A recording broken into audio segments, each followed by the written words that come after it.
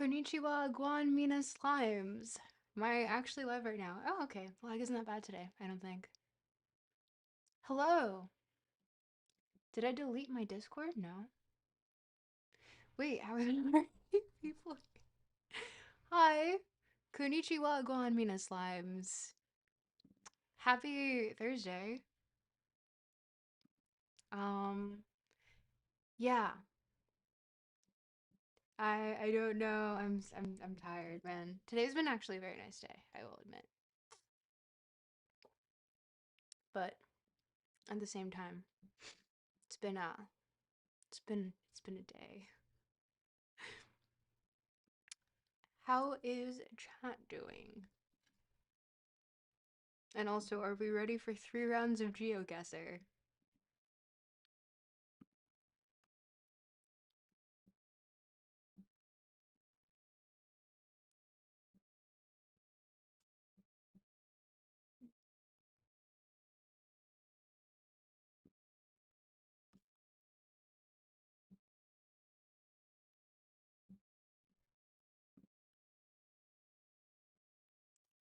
Wow. This box looks so odd. What box? Like the chat box? It is a little odd.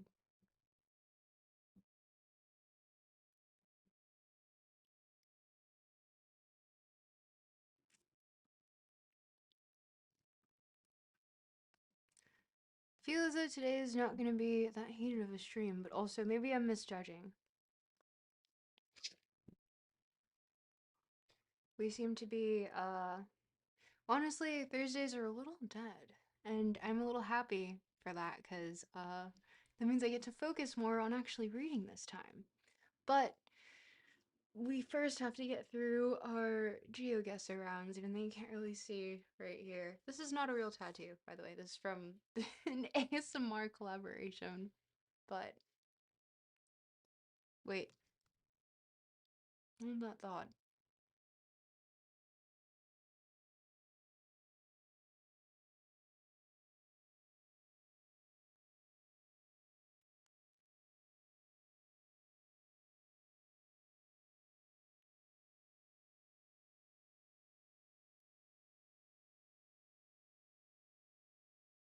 Hmm. Well, okay, chat. You know what to do. Yap it up. And I guess for the meantime, I'll entertain myself, because I forgot how dead Thursdays are.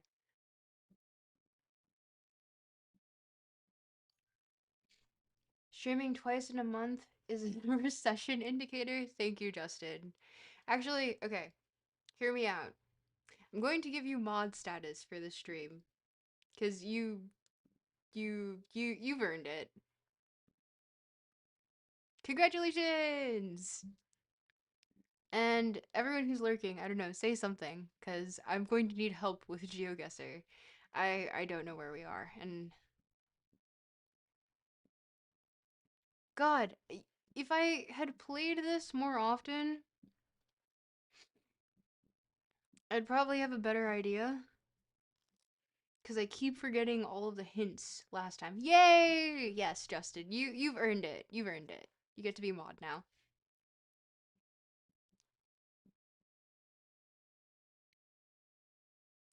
Oh yeah, let me make myself smaller so that you guys can actually see what I'm referring to.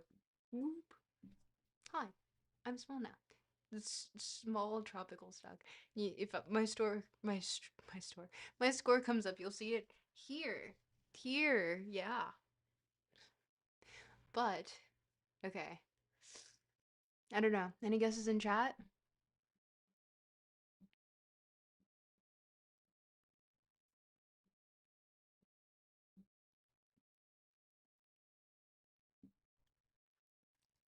Volvo. Oh man. Uh, no longer unemployed, Brazil. It's under construction. Yes, it is under construction. What does the sign say? What are we looking at here, sign? Give me something. I cannot see that for the life of me. Zoom! One car. That's a Honda, isn't it? They're making a new country. Definitely Eastern European vibes. I thought that at first, but I don't know. Maybe? What kind of car is this? That's a Mazda. Where the heck are we? Where are we? Oh, another sign. Show us your secrets, O sign. Wow! Love Cyrillic alphabet. Yeah, it's Eastern Europe. Sounds about right. Can't afford sun over there. Beautiful, yeah. I will say. No, I won't say anything genuinely. I don't. What are we? 2 kilometers, and then the font here screams Russia, which is, as I've been told several times over and over, the hardest meta. So, you know, I don't know how they managed to standardize literally fucking everything in a country, but they did.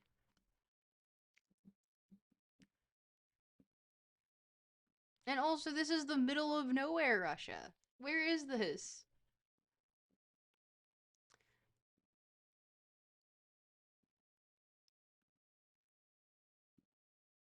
Let's see what this Godfrey. Okay, I liked how I decided to go up to the sign, only to remember that I can't read Cyrillic.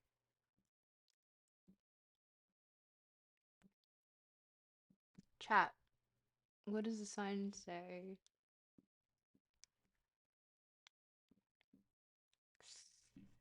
Uh,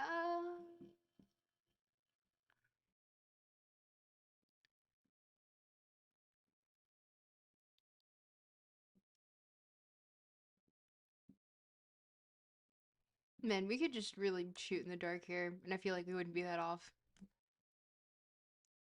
I hate guessing Russia. And watching not even be Russia.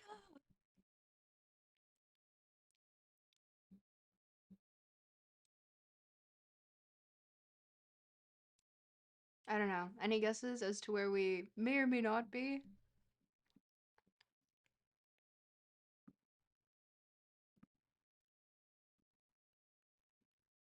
I know someone left in my Discord,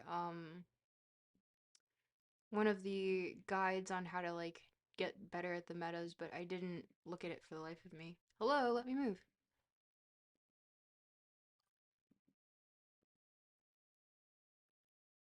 Okay, don't let me move. Fine. I hate it when that happens. It's like, no, you can't go past this point. You looked at too much. Sorry.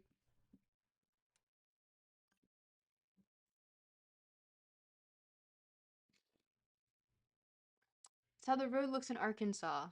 That's my guess. I don't know if they use Cyrillic in Arkansas. Or, sorry, Arkansas. Probably Ukraine or something smaller. What makes you say Ukraine?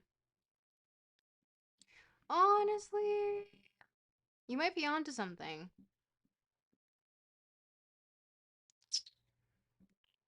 Uh, it is odd. It is odd that we seem to have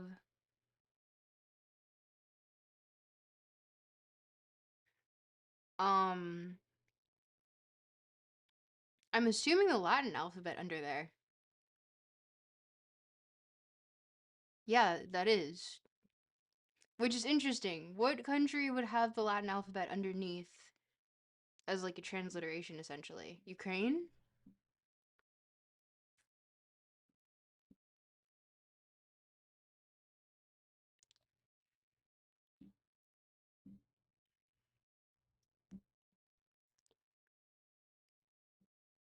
Chat, help, help, help, help. Nickel. Zapol. Ooh, wait. No, I need to. It's Dagestan. Um, Eastern Euros get mad when you can't tell the difference between Bolsheviks and Russians. despite using the same goofy alien alphabet. One day we'll be able to like learn Cyrillic. What I taught myself the Cyrillic alphabet in high school, only to just forget it because it was not relevant and I used it at no point. So, I don't know.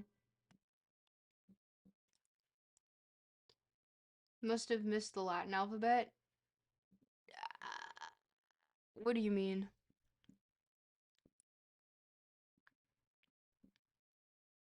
Yeah. So we have Zap Zapolny Zapolirny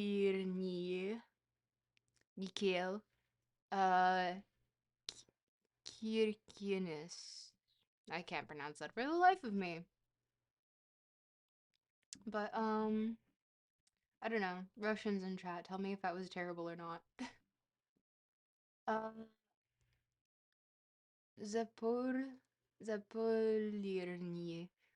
Why does that sound familiar? Uh, it's got to be close to the west though, because it's got the Latin transliteration underneath. So I don't know where the heck Kiel is.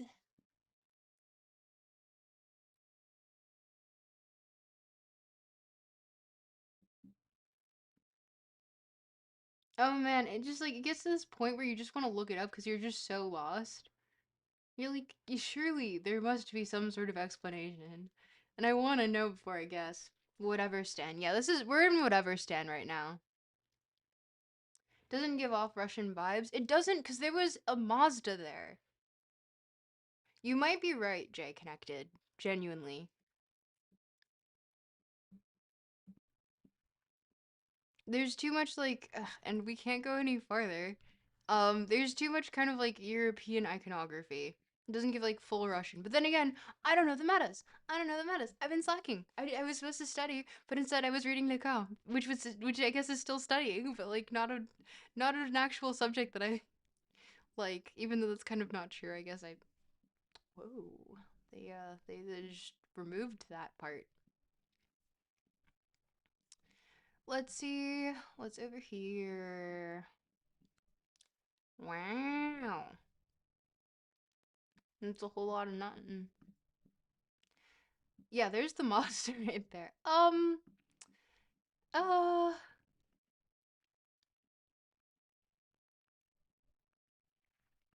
Justin is right. They really can't afford sun here. Also, these are giving not the heck is this? Um, yeah, we let's oh wait. I'm stupid because I forgot to look at the names of the roads. And this was E something. E105. Jordan Slay Shot. You're always right on the money. Truly. Um E105. E95. E M4 E30. 95, 95, 95, 95. Come on. Give me something. Something. E30 again. A130. 105. Ugh. I hate being wrong. Oh, E105. Okay. And we saw a sign, so uh we could be on to something here. Um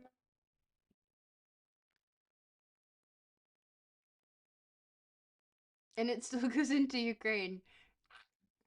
E105.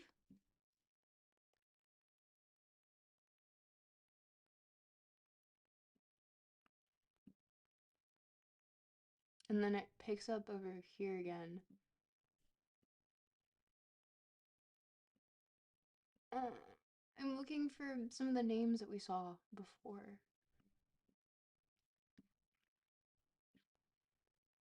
But would I even recognize those? Let's be real.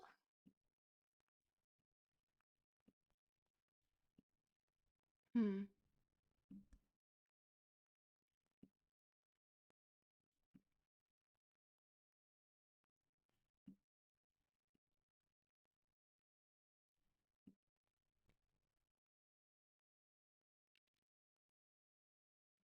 Mm.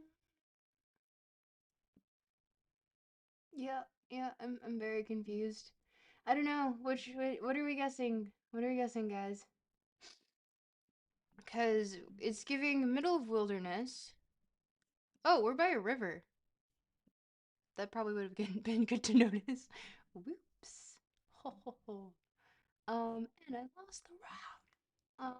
Oh, I really lost the road. Oh, that was so dumb.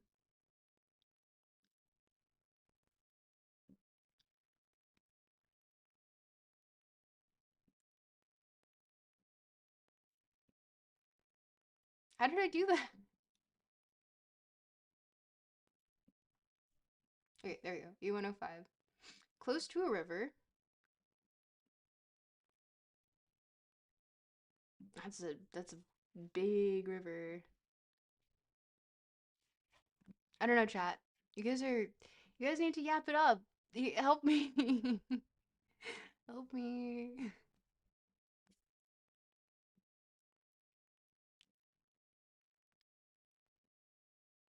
Oh, sad? That's me. That's me. I'm sad. Uh, okay, I didn't mean to click that, but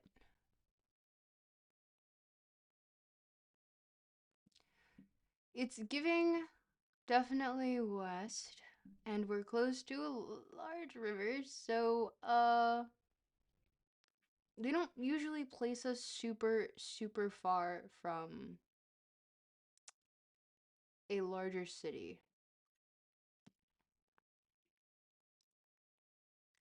Watch it be like Canada or South America. How would they have the Cyrillic alphabet over there, though? That would be so confusing. Um, Confirmatarian said oi. Oi! And we're close to a river.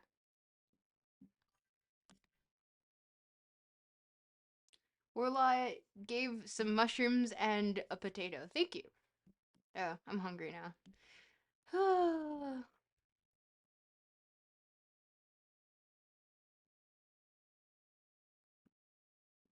Okay.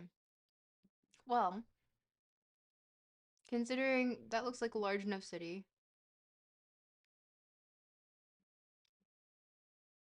and this looks like a river, let's just hedge it right here. We're in the middle of Ukraine, basically.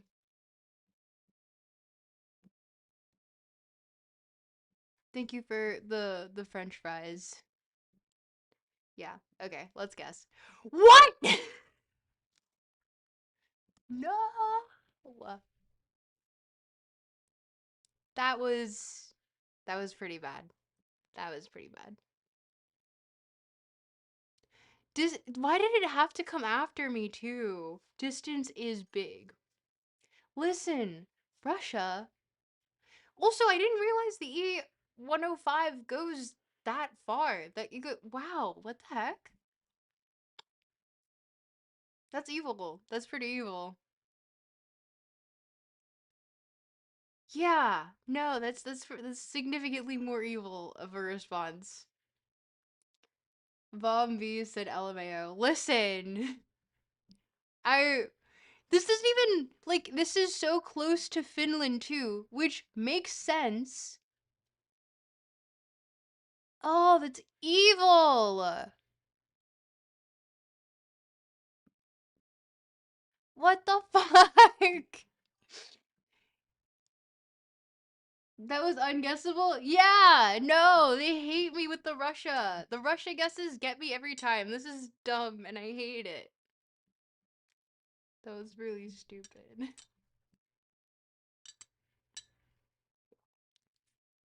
I dislike that greatly. I dislike that greatly. Ah! Evil Nordic trickery? Yeah, something like that. Something to that effect. We definitely did not guess at well, you guys were Limp Biscuiting this. Except Limp Biscuit goes hard. So like you guys were doing the opposite of that. You guys are just being limp. Thank you for the mushrooms, Warlight. Damn, starting off with a bad guess. We did so well last time too.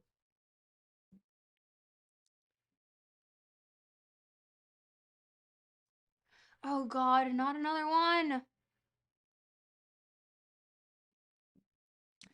No, not this shit again, please. No. No. This can't be. No. We're back in fucking Russia. They don't want me to win today. They don't want us winning. They hate to see us winning.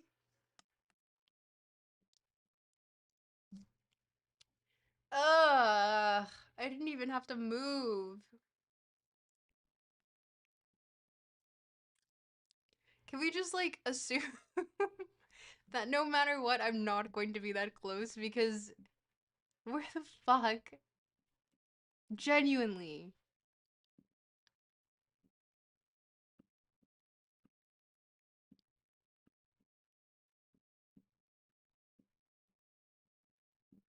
Where? Where? Where is this?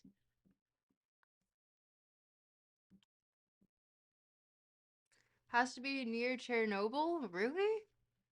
The abandoned apartments. I mean, isn't that most places? I don't mean to be rude. I would say that it's not a. It doesn't look terribly abandoned per se. Definitely looks underdeveloped. I don't know, perhaps you're onto something with the Chernobyl thing, but just looks like they're in the middle of construction. Ooh, what's going on here?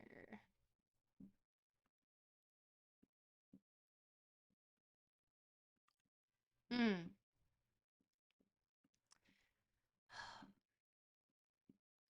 I gotta love. You gotta love a good dome. That's a good dome. You gotta love a good dome. We can all agree on that, at least, right? That's a good dome. That's a good dome. Somewhere touristy? I'm thinking close to St. Petersburg. Probably St. Petersburg itself. There's no way that this architecture would survive anywhere else. Well, I say that with such certainty. Like I fucking know. Kazakhstan? Maybe. I don't know. I don't think so.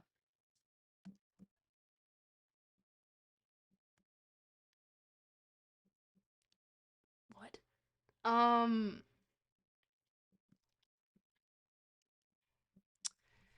Okay.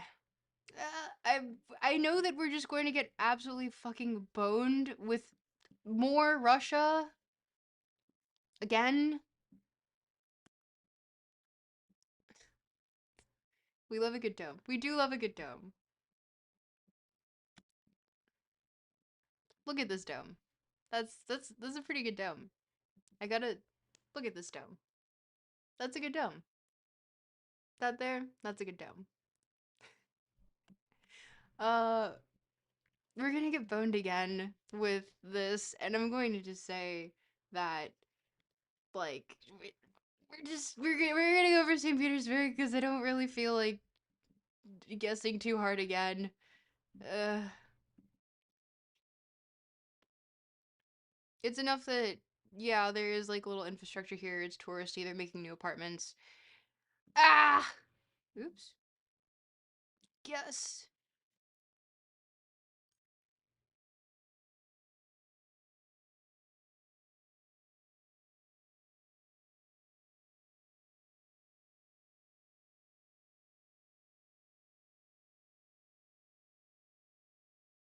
I refuse. Looks more Eastern? Yes. Yes, it does. I'm not having a good day. This is a really bad score. My score is getting fucked by Russia. I don't want this anymore. I don't want this anymore.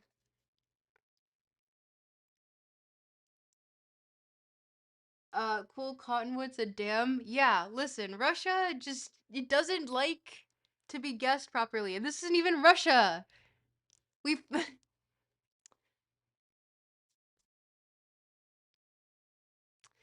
I'm hurting. This hurts my score, this hurts my pride. That was a good dome. What the fuck? Oh no. No. Oh, that was a really bad guess. That was a really, really bad guess. I knew it wasn't even Russia though. To be fair, I think I just kind of half-assed it. New rule: Russia and Eastern Europe don't count. Yeah, I second that because like I don't know the meta. Also, it was fucking Kyrgyzstan. Like, what? How was I supposed to fucking guess that? Huh? Huh? What the fuck do I know about? Well, I actually do know quite a bit, but I don't know much about the architecture there. Like, I, I know what the like fucking geopolitics. Dome was so bald it wasn't even that good. You know, you might be onto something there. Hey now, you learn something new every day. Cool Cottonwood. I appreciate your optimism. My pride hurts. It was a mosque. Was it? That would make more sense in hindsight. I probably should have looked a little bit closer at it. I think at the point in which I noticed it was something like very Eastern, giving Russia, my mind mentally just like checked out. And I was like, I don't want this. I don't want to do this. No, not again. You fooled me once. No, no more. Uh, Master Slow C Music. What'd you miss? You missed two terrible geo guesses, in which we have one more to rectify my horrible score. But it keeps putting me in the in like the Russia like Slavic area, and I hate that. Yeah, it had a crescent moon on top. Oh, did it actually? I didn't even notice that. That's my bad. Hmm. Borat would be proud. Listen. No, I don't think so. Not in this case. I feel ashamed of myself. I feel like a deep just give me fucking Western Europe or something. Not everything Slavic is Russian. I know J connected, but in my head, when I see some shit like that, I'm going to be like we were just fucked over by something that I thought was Ukrainian ended up being Russian, but Russian so close to Norway and Finland that it didn't make sense. So, there was no way I was going to guess this one correctly anyway. There was no way I was going to guess fucking Kyrgyzstan correctly. It wanted to take me down a shot, a peg, whatever, for guessing. I had a lot of really good guesses last stream. So right now, Open Guesser's coming after me because I don't use Geoguessr. Hmm. Well, suffice it to say, we're not in Kansas anymore. And also, why the okay.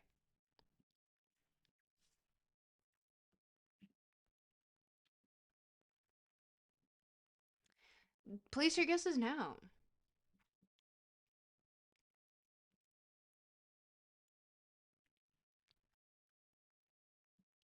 Let me put some music on as well.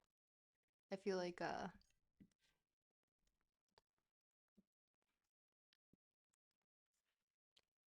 it's too quiet. Brazil? Yes, obviously. The signs were probably made when Finland owned that part of Russia. I don't they look like very new signs.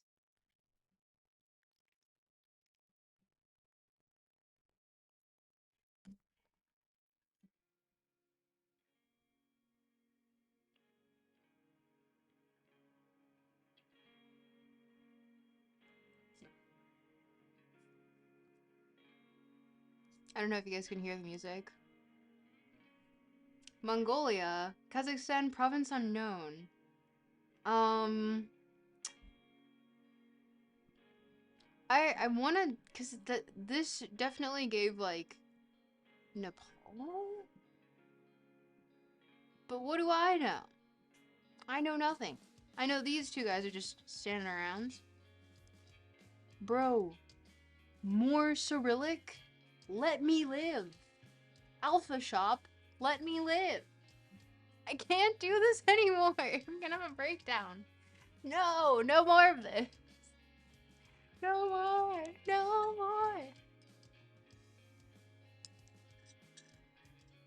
Chile, Mongolia.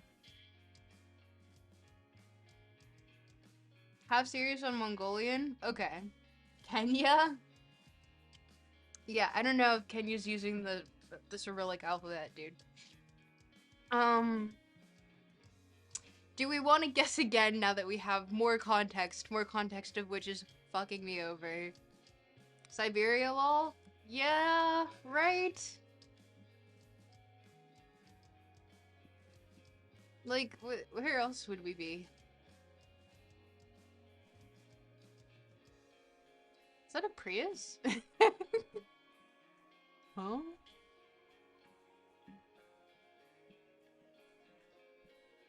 Look at this person just sitting around, having a good sit. Also, is the music good for you guys, or is that too loud? The metal roof is nice. Tajikistan? Perhaps. The thing is that this is where we get too into the weeds, and I no longer know. Wait, okay, how's the music doing though? Is it too loud? How are we feeling? I need to make sure the atmosphere is nice for you. Guess it'd be Uzbekistan, but you could guess Russia again. It's fine. Okay.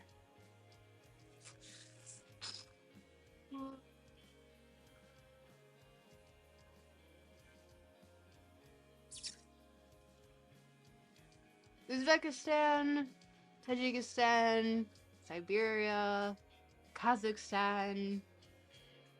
Volume's good? Needs to be louder. It's gonna be too loud then, perhaps. How's that?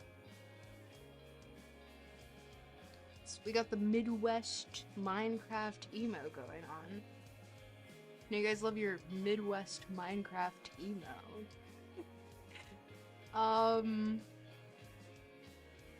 I feel like that might be too loud, no? You like the music? Okay, cool. It's like, I have you guys over at my house. I'm putting on all the hits for you. Dude, don't you love this album? I don't know if you guys have heard it before.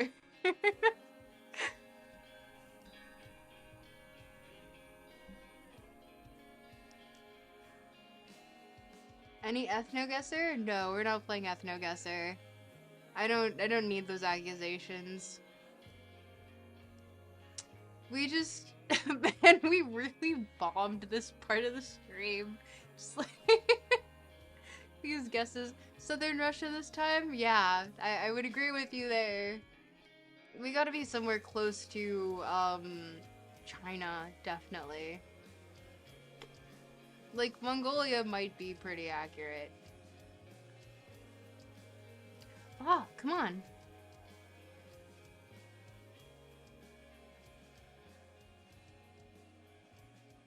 What's going on here? Why are you acting up? Oh man, it's acting up on me. Hey, don't do that. Oh, don't tell me that I'm not gonna be able to okay, I can select. How about we do Mongolia and call it a day? Maybe it's a terrorist state. The windows have bars. I don't think that's how it works.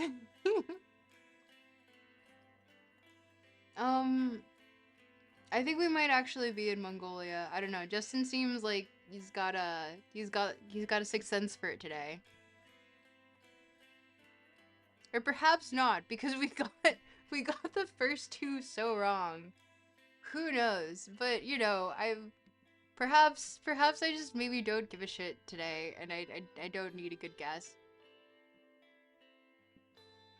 Ooh.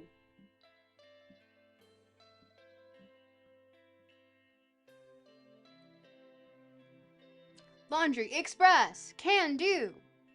Yeah, it's giving Mongolia, guys. But then again, I could be horribly wrong. Watch me be horribly wrong. I've never been to Mongolia. What do I know? What the heck do I know?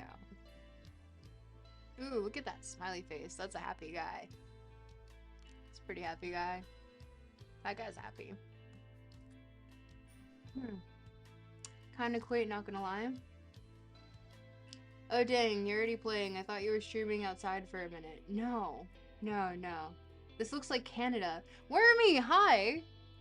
We're all going to Mongolia. Yeah, I think we might be in Mongolia. I never wrong when it comes to Mongolia and Central Asia. Do you usually play, Justin? Have you been on a... Yeah, no, it definitely looks like we're... Like, it had the, Yeah, this is also probably a major city as well. Or not a maybe it's a major city, I don't know. Hello, please word.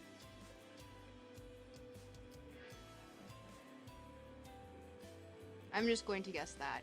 Woo! Whoa! Let's go! 18 kilometers?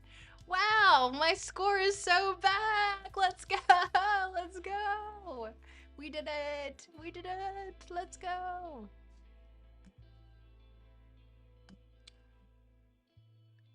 The graffiti smile. Yes. Good graffiti. You just came back from the theater? What did you watch at the theater? Yeah, we did it! We did it! We did it! We saved my score. Open Guesser, my score is saved. We did it. Thank you, Justin, for saying Mongolia, because probably we wouldn't have guessed that correctly otherwise. Good job, team. Good job, team. We did it. We did it. The back rooms. Oh, you saw the back rooms? How was it? Is this Minecraft music? Yes, it's Minecraft as Midwest emo. I should probably put that in the corner somewhere, but I don't know how to do that this stream. And with that, I'm going to turn off our little thingy and get Subway Surfers back. Or maybe not just yet. But,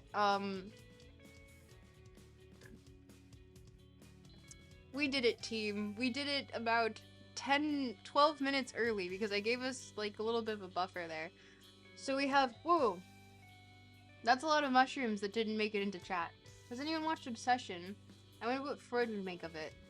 I haven't seen it. I've heard that it made my friend uncomfortable when she went to go see it because it was first aired in Toronto at the film festival. She did not like it.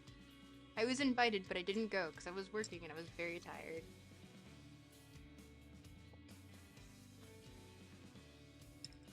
But apparently it's doing quite well. But what would Freud make of it? I don't know, that requires me to know more of the plot. I assume.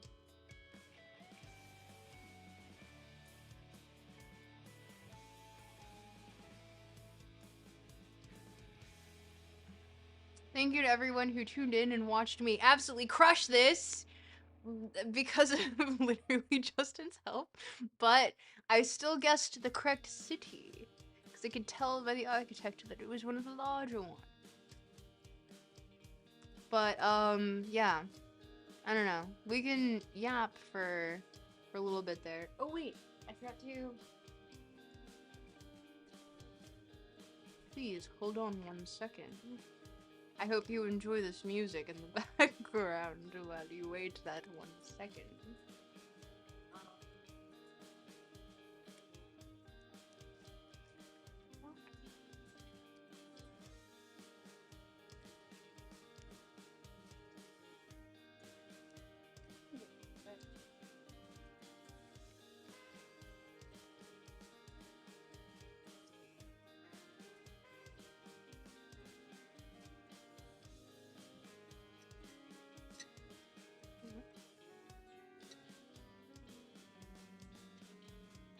Really good.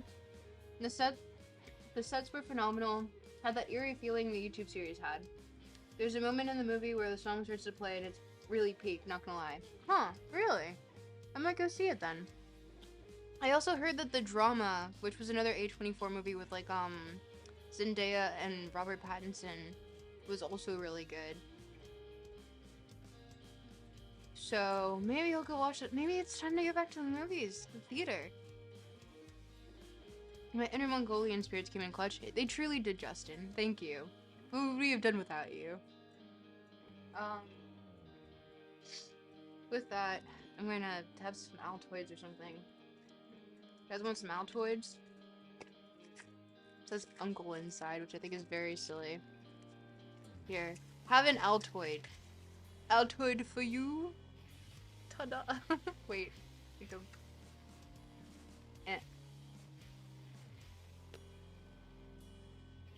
Altoid for you. Boop.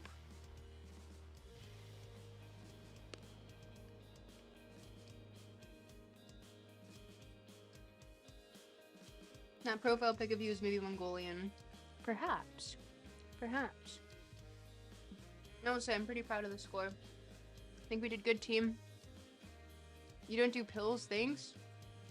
You don't like Altoids? My breath is so minty.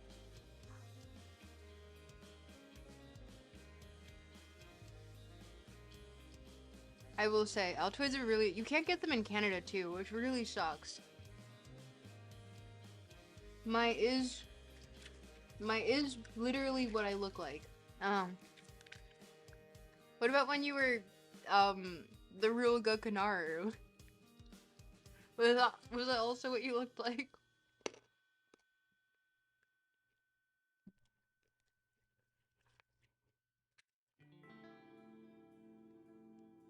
No, but it's Japanese descriptions of Americans in the 1800s. I can't see. But perhaps. I'm gonna eat all of these. I just went back to the US. And then I'm not gonna be able to get more.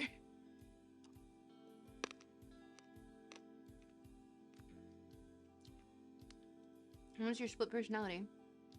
What about your split personality? Oh! The real Gokanaru was your split personality. I see, I see. Understandable. You know, maybe we should,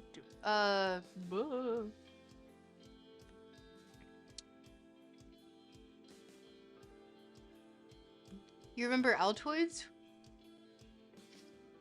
Ugh. Okay. Okay, team. Are we ready to read? Oh, wait, sorry. I need to prepare you first. Here's your Subway Surfers. As we read. Again. Yippee! We're on chapter 5. Actually, really quickly. Let me check to see how much we have before we get to, like, the footnotes section.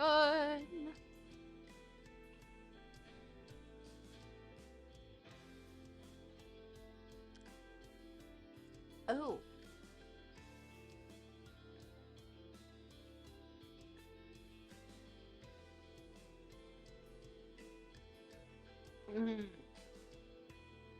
Wait, no, we were right here. Okay. I really want to finish this stream.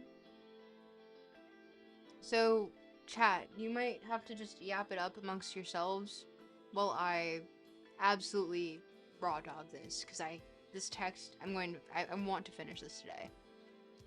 The buck stops here.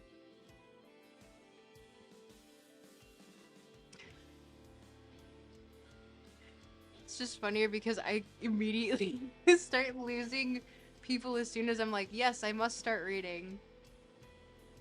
I know. It's a necessary evil.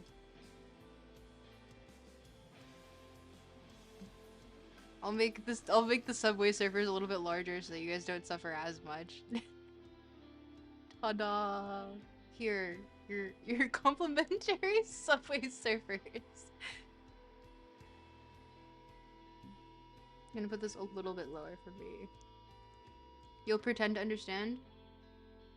Your profile picture is in the Discord if I'm oh. Maybe. I I will say I don't usually check. I lost those earlier. Lost what earlier? The complimentary, the complimentary Subway Surfers. Okay. So, yap amongst yourselves. Attack each other. Don't attack each other. Do whatever you want. I don't know. I can't moderate you guys. I need to read because everyone gets mad in the comments at the bots. Like, why did you spend so much time talking to chat? I'm like, because chat's here with me. Watching now. The number fluctuates. I don't know what it's fluctuating on your end, but, fluctuates quite heavily for me.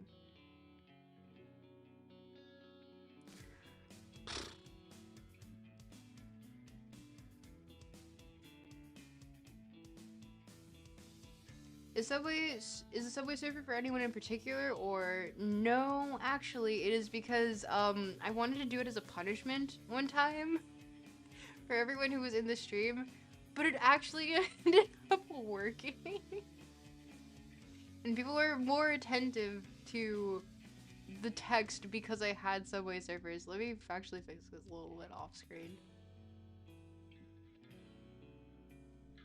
Yeah, people were more attentive to the text because of Subway Surfers, which was deeply ironic, but I guess very fitting. It was meant as a punishment and then it became a fixture.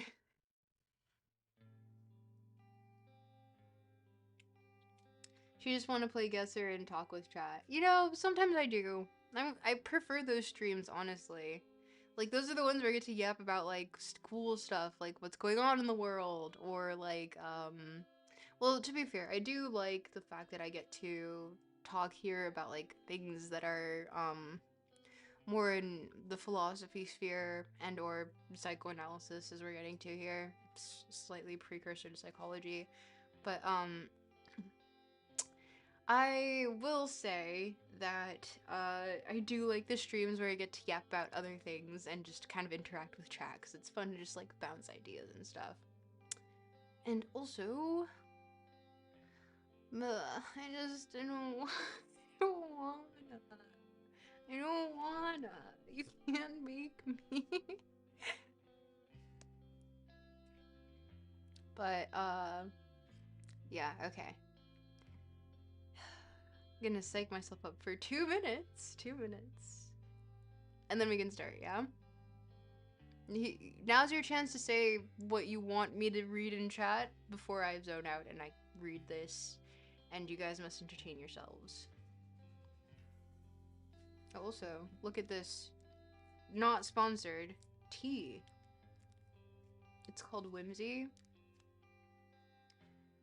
You look very Slavic to not like the languages. Do I've had, okay. The thing is that, like, I've had a lot of Slavs tell me that I look Slavic, which I find really funny every time, because I'm like, really? Why? I don't know what gives that impression, but it's not the first time that I've, like, heard that. I could not be farther. Well, actually, I don't know. It turns out that my ethnicity is just mystery meat, so you can take probably a guess. Is that a potato emoji? Is what a potato emoji? The best way to earn a woman's heart is by giving her the land you conquered. Can't wait to conquer a bunch of land for you guys. Like reading this text, that's conquering land. You look black to me, lol. Abysmal, if only you knew the grand scheme of what the heck my genetics contains. Because it's not. Eyes, lips, hair. Really? Interesting. Yeah, no, I'm probably more easily defined as mystery meat than, like, any specific ethnicity. Every time I find out more about it, you can check past streams where people have asked, there's something new that comes up. I find out something new, and it's like, why did I even fucking bother asking this time? I'm literally just every time I ask it, it gets a little bit more split. And you know what? I think it's kind of cool because it means that I get to identify with a lot of things. But you're the only one who can see all the potatoes. What potatoes? Wait, okay. So now chat is not showing up for me properly here. Nose kind of looks African with a darker skin. The thing is that, like, I think it's actually possibly mostly Middle Eastern, but I'm not sure. I'm not sure.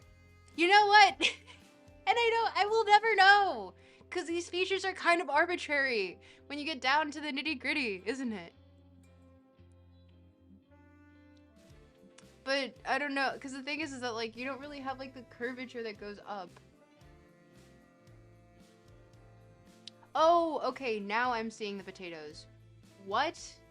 Okay, I had to refresh, sorry. For some reason, that was not working.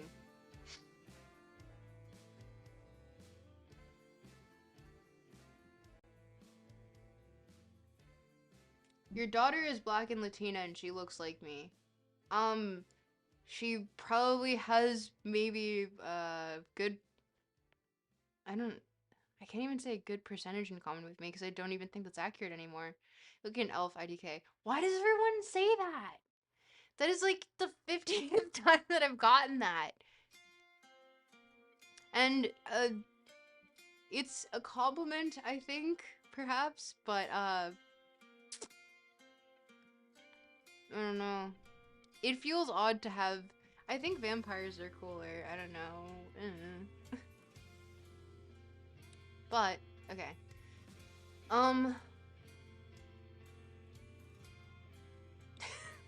You can tell how much I don't want to read today. Okay.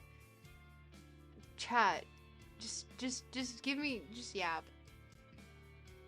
I'm not the only one good. Yeah, no, I have people commenting on other people's channels on videos that I'm in saying, oh, you look like an elf from, like, Lord of the Rings. And I'm like, okay, so the elves there are cool. They're cool. They're super cool.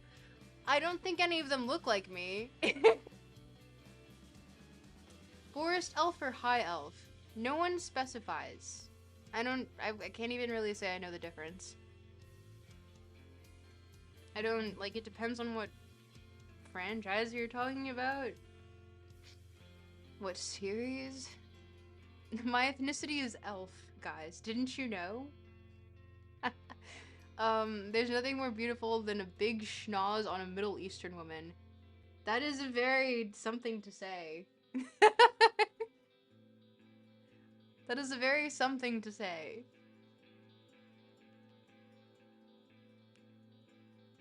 I don't know, guys. Am I high forest elf or high elf? Because apparently I don't get vampire anymore. I should really get the vampire fangs back. Those were awesome. I used to wear those every Halloween.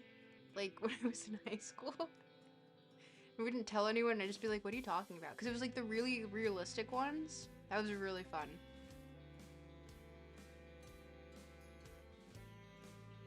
You're right. I am a merman. You are correct. I am a merman. And in fact, deep sea. Goblin shark DNA, in fact. Gangsta elf? I think there's... I don't know if I like that at all. I think I hate that, actually. It's kind of... I don't like that association.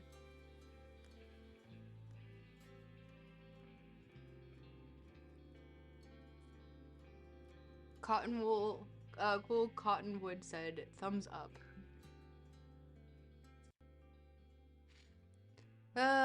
Okay. Definitely aquatic fantasy race, then fantasy forest elf. You know, see, Justin, you know what's up. You know your mythological races. Races? Species? Species? Species. Species. I give more merman than I give elf. Let's be real. Like, if you put some gills on me, you put me in the ocean, you're never gonna catch me. I'm gonna go deep into that ocean, you're never gonna find me. I'll commit a bunch of crimes on land.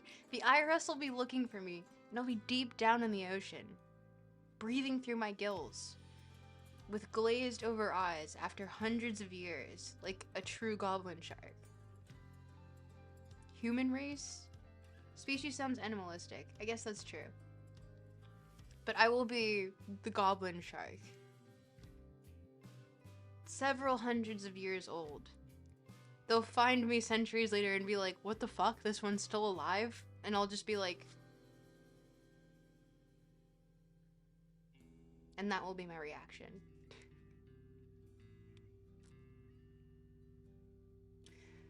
Okay. With that, chat, I think it's time that we subject ourselves to a snack break, and then you'd like to be a whale shark. Whale sharks are pretty cool. My friend went swimming with them, and I was very jealous. I wanna go, like, see whale sharks and manta rays, and hammerhead sharks. I really want to see. Saw them when I was younger a lot, but I really like hammerhead sharks. This year is the year of the hammerhead shark, if you didn't know. Log in. Okay, Caravaggio.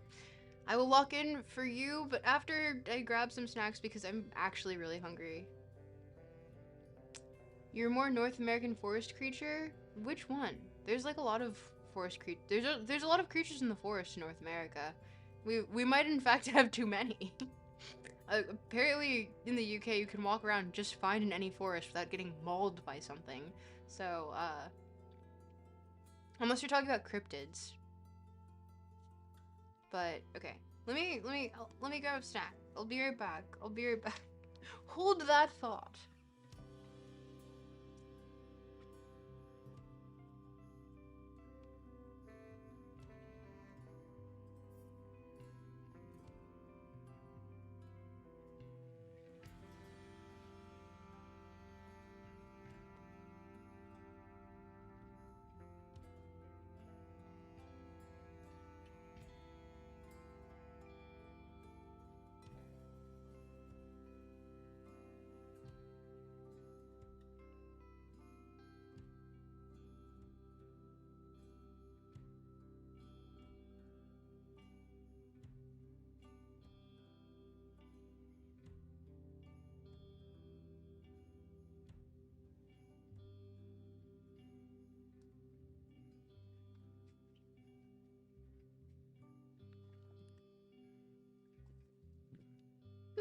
Hello, I'm back. Skyrim has dark elves. What? You guys want to know something really sad? All I have is like crackers. Wait, not a sponsor. Not a sponsor, but you can see the image there. But yeah, I guess it's dinner tonight because I fucking am going to miss when the thank you for subscribing, Ninja Boys. Appreciate you. But yeah. We're having these crackers as dinner tonight, cause these are stale. If I had to pick a North American cryptid, I'd pick Frogman. It's a good one. I approve of Frogman.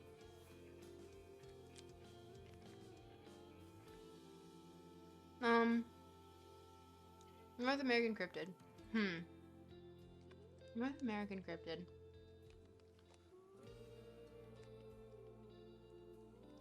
We don't have any of the fun cryptids here. I mean, genuinely. All like the funny, whimsical cryptids are in like Europe and Asia. You're gonna make a snack, BRB. Have fun making your snack. But yeah, no, we have no fun cryptids here. We only have the ones that really want to like rip your head off and like eat your internal organs. Who misses eating lunch rolls? Me.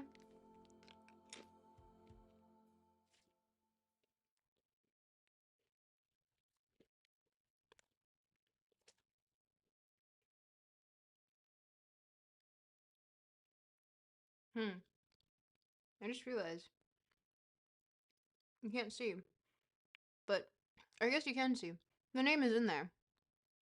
You can see that? The name is in there.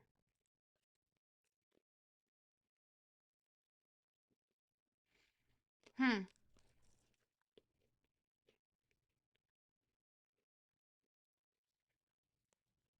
Who in chat's actually read Freud? Because this is technically our 4th session reading Freud, I believe. Yeah, 4th section. We're on chapter 5 of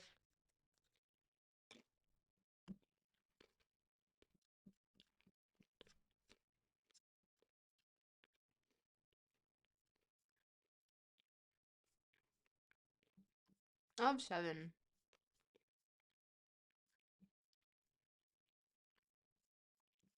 Last time we finished 4, which put us at about halfway through.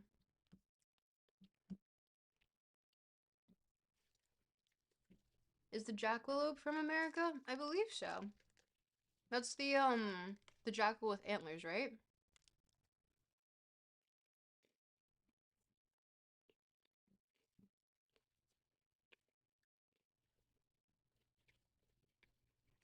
Jackalopes are pretty good. Jackalopes are harmless, except I don't know. Technically, they can maul you. 7 means perfection. Depends on who you're asking, but that is an interpretation of 7, yes. Jackalope myths that harm you. Jackalopes that kill is what I'm looking up. They're known as warrior rabbits.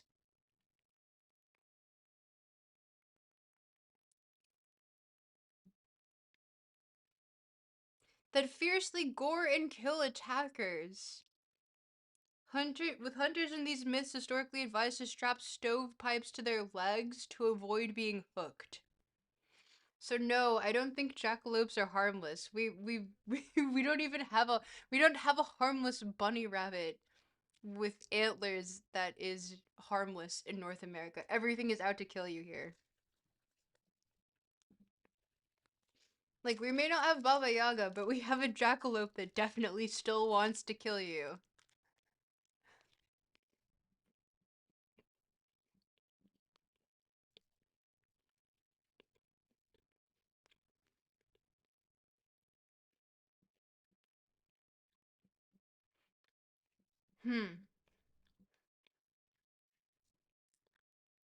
It's actually really funny.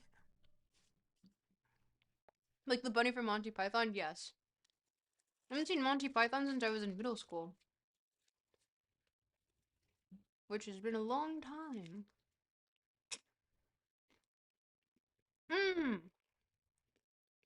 Doors!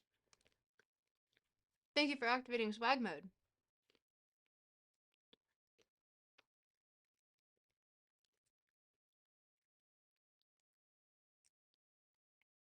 Actually, poisonous animals are more southern. By poisonous, do you mean like they have poison or they have toxins? Because there is a difference there. And the south does technically have more poisonous animals, but so more toxic animals as well. Well, I guess it depends if you're including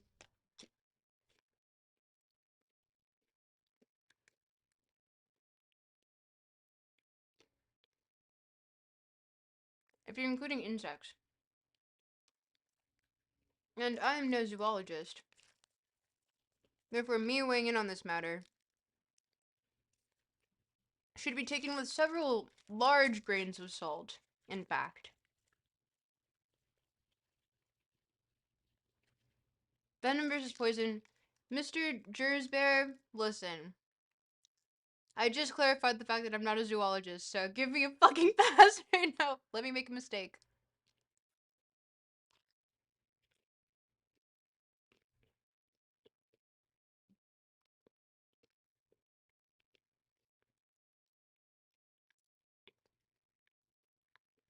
Snakes, scorpions, reptilian things, etc. Yeah, I grew up with all those guys. They were quite fun. I say that and it sounds like I'm joking. I did actually. Yeah, I grew up in Florida, and Florida has some of the most unique, venomous, poisonous flora and fauna. Yep, I grew up with all of them. Golden orb spider. They were literally all over the street of where I would walk out to, like the main street. And like the webs were so thick that like if you looked up, you could just see them intertwined with each other. And like just locked. Like you know that if anything went in there, it was fucking over. Like you could probably catch a bird. South is both more poisonous and venomous animals. Most poisonous animals, most venomous things are either insects and reptiles. Both don't do well in the cold. Frogs technically have poison on their skin that can touch you and get hurt. Snakes have venom that break the skin. Yes, that is true. The frog with different colors is poisonous. Then why are they so cute and beg me to hold them? Dart frogs are adorable. I love dart frogs. Um, they're they're the Tide Pods of the animal kingdom. I would say, you want to hold them. They should not be held. I would really like that to be a quote of mine. Tropical Stuck says, "Dart frogs are the Tide Pods of the animal kingdom." I think that's fairly accurate. Florida's wild. Grew up there too. In MIA, but used to explore the Everglades. Oh, Daniel, we're from the same place. Hey. There's an alternate history theory that Florida was home to the Garden of Eden. Have you heard? What, you mean like Saint Augustine and all that? All octopus are venomous. Do you mean okay, so let's clarify. Are we saying octopuses or octopi in chat? Because I subscribe to octopi. Because I think pie is funny. If not a friend, then why friend shaped? If not a friend, then why friend shaped?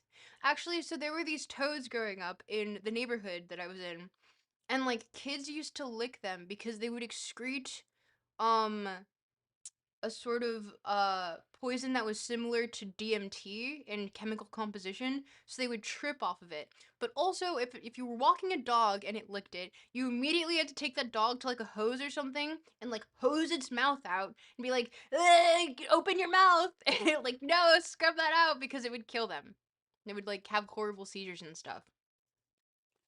But yeah, teens in my neighborhood, and mind you, I was like a little kid. So I would see them just licking toads. Like, what Florida culture is licking toads in your neighborhood?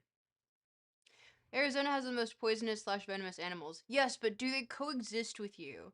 Because my friend had, like, essentially his backyard connected to a golf course. But this golf course was still partially fucking, it's just like an irrigated swamp, right? So when you look into the river, there's still crocodiles and alligators because they both exist in Florida, one of the only places on earth where both exist. Crocodiles and alligators. So I could tell the difference very easily because I had to. It was mostly alligators in that water. But yeah, just like you are a zoologist, I'm not an English major. Cheers, bears. Let's go. Real and true.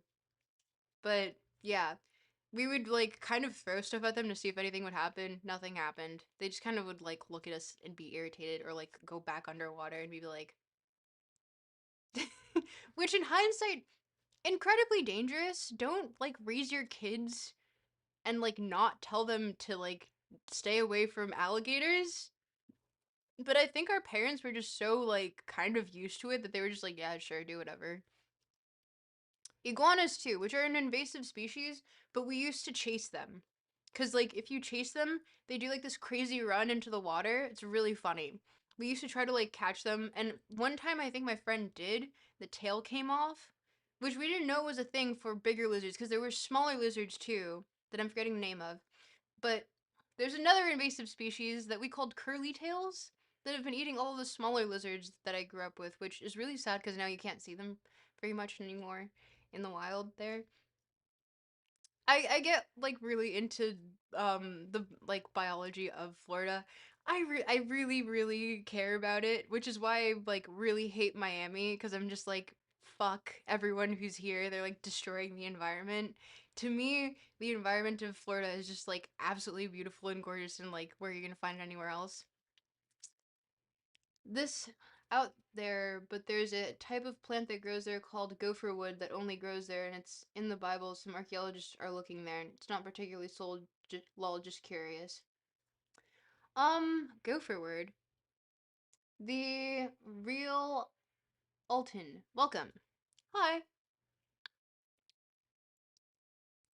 You should do a stream where you hunt pythons. I'm in Toronto now, so I can't. Although I would absolutely hunt the shit out of them. I hate them.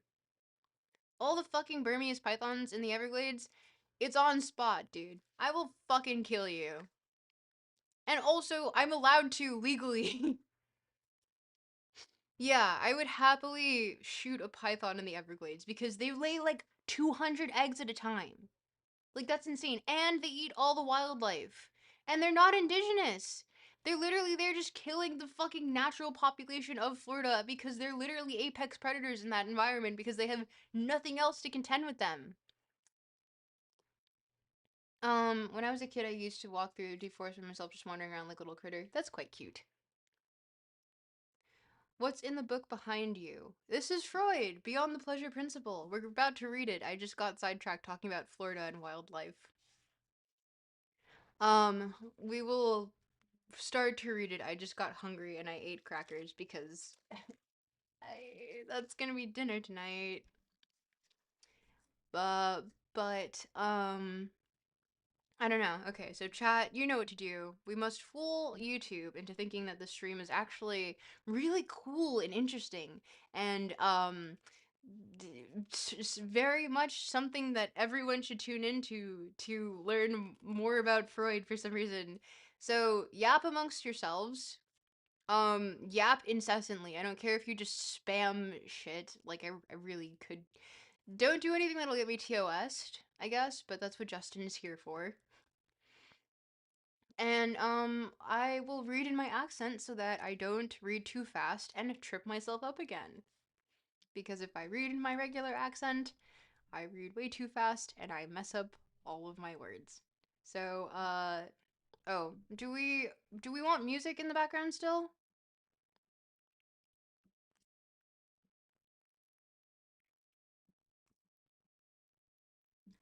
Tropical stuck stream is hip and cool. Yes.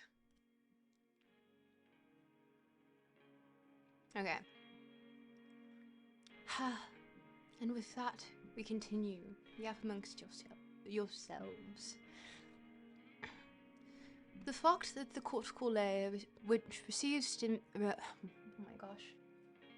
which receives stimuli is without any protective shield against the excitations from within must have as its result that these latter transmissions of stimulus have a preponderance in the economic importance and often occasion economic disturbances comparable with traumatic neuroses.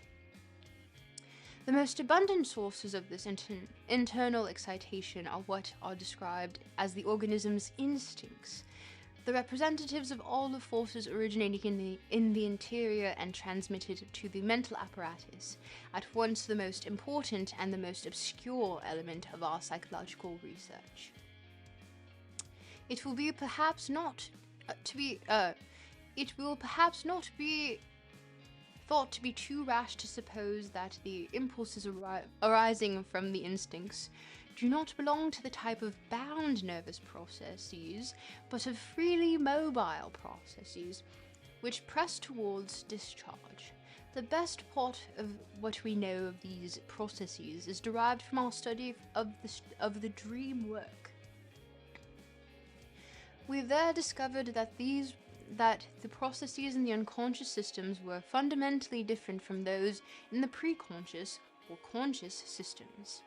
In the unconscious, cathexes can be easily completely transferred, displaced, and condensed. Such treatment, however, could produce only invalid results if it were applied to preconscious material, and this accounts for the familiar particularities exhibited by manifest dreams after the preconscious residues of the preceding day have been worked over in accordance with the laws operating in the unconscious. I described the type of process found in the unconscious as primary psychical process, in contradistinction to the secondary process, which is the one obtaining in our normal waking life. Since all instinctual impulses have the unconscious systems in their point of impact, it is hardly an innovation to say that they obey the primary process. Again, it is easy to identify with the primary psychical process, with Breuer's freely mobile cathexis, and the secondary process with changes in his bound or tonic cathexis. If so, it would be the task of that higher strata of the mental apparatus to bind the instinctual excitation reaching the primary process. A failure to effect this binding would provoke a disturbance analogous to a traumatic neurosis, and only after the binding has been accomplished would it be possible for the dominance of the pleasure principle and of its modification, the reality principle, to process unhindered. Till then, the other task of the mental apparatus, the task of the mastering or binding excitations, would have precedence, not indeed in opposition to the pleasure principle, but independently of it, and to some extent in disregard of it. These manifestations of a compulsion to repeat, which we have described as occurring in the early activities of entire mental life, as well as among the events of psychoanalytic treatment, exhibit to a high degree an instinctual character, and, when they act in opposition to the pleasure principle, give the appearance of some demonic force at work. In the case of children's play, we seem to see that children repeat the same unpleasurable experiences for the additional reason that they can master a powerful impression far more thoroughly than by being active than they would by merely experiencing it passively. Each fresh repetition seems to strengthen the mastery they are in search of. Nor can children have their pleasurable experiences repeated often enough, and they are inexorable in their insistence that the repetition be an identical one. This character trait disappears later on. Accent faltering there. Faltering. How am I doing, chat? Yep, keep yapping. Keep yapping, keep yapping. Without your yapping, I would cease to exist. Everything would just disappear.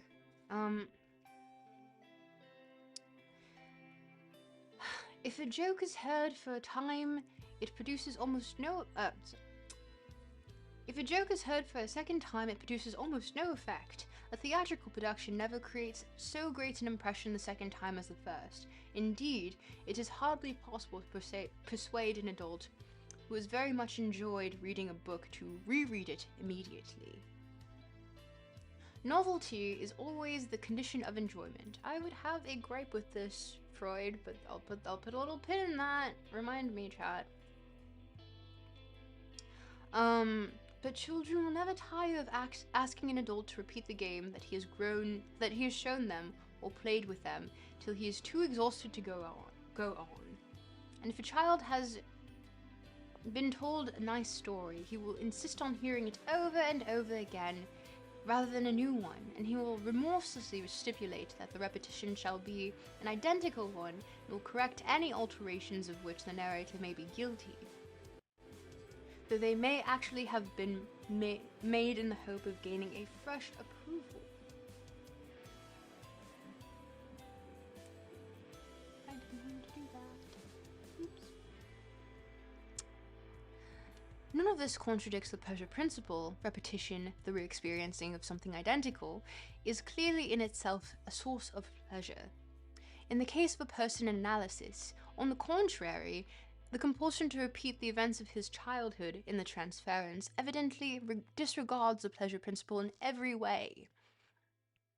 The patient behaves in a purely infantile fashion, and thus shows us that the repressed memory traces of his primeval experiences are not present in him in a bound state, and are indeed in a sense incapable of obeying the secondary process. It is to this fact of not being bound, moreover, that they owe the capacity for forming, in conjunction with the residues of this day, a wishful fantasy that emerges in a dream. Fantasy with a PH for some reason. Fantasy. This same compulsion to repeat frequently meets us as an obstacle in our treatment when, at the end of an analysis, we try to induce the patient to detach himself completely from his physician. It may be presumed, too, that when people are unfamiliar with analysis, feel an obscure fear, a dread of rousing something that, so they feel, is better left sleeping, what they are afraid of at the bottom is the emergence of this compulsion. With it, its hint of possession by some demonic power. But how is the predicate of being instinctual related to the compulsion to repeat? At this point, we cannot escape the suspicion that we may have come upon the attack of a universal attribute of instincts, and perhaps of organic life in general, which has not hitherto been clearly recognized, or at least not explicitly stressed. It seems, then, that an instinct is an urge inherent in organic life to restore an earlier state of things. That is all italicized, so you know it's important. So let me repeat it for you. It seems, then, that an instinct is an urge inherent in organic life to restore an earlier state of things, which the living entity has been obliged to abandon under the pressure of external disturbing forces. That is, it is a kind of organic elasticity, or, to put it another way, the expression of the inertia inherent in organic life. This view of instinct strikes us as strange because we have become used to see in them a factor impelling towards change and development, whereas we are now asked to recognize in them the precise contrary, an expression of the conservative nature of living substance. On the other hand, we soon call to mind examples from animal life which seem to confirm the view that instincts are historically determined. Certain fishes, for instance, undertake laborious migrations at spawning time in order to deposit their spawn in particular waters far removed from their customary haunts. In the opinion of many biologists, I'm messing up my accent, I'm sorry. In the opinion of many biologists, what they are doing is merely seeking out the localities in which their species formerly resided, but which in the course of time they have exchanged for others. The same explanation is believed to apply to the migratory flights of birds of passage. But we are quickly relieved of the necessity for seeking for further examples by the reflection of the most impressive proofs of there being organic compulsion to repeat life in the phenomena of hereditary and facts of embryology. We see how the germ of a living animal is obliged in its course of its development to recapitulate, even if only in a transient and abbreviated fashion, the structures of all forms which it is sprung, instead of proceeding quickly by the shortest path to its final shape. This behavior is only to a very slight degree attributable to mechanical causes, as the historical explanation cannot accordingly be neglected. So too the power of regenerating a lost organ by growing afresh by growing fresh is precisely similar to one extends far up the animal kingdom. We shall be met with the plausible objection that may very well be that, in addition to the conservative instincts which impel towards repetition, I said that properly, there may be others which push forward towards progress in the production of new forms. This argument must certainly not be overlooked, and it will be taken into account at a later stage.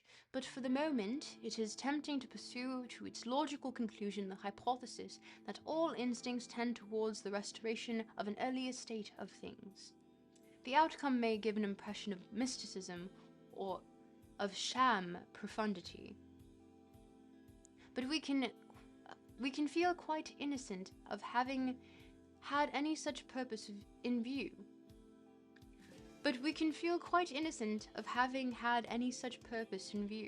We seek only for sober results of research or of reflection based in it.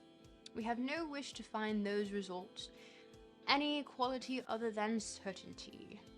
Let us suppose, then, that all organic instincts are conservative and are quiet.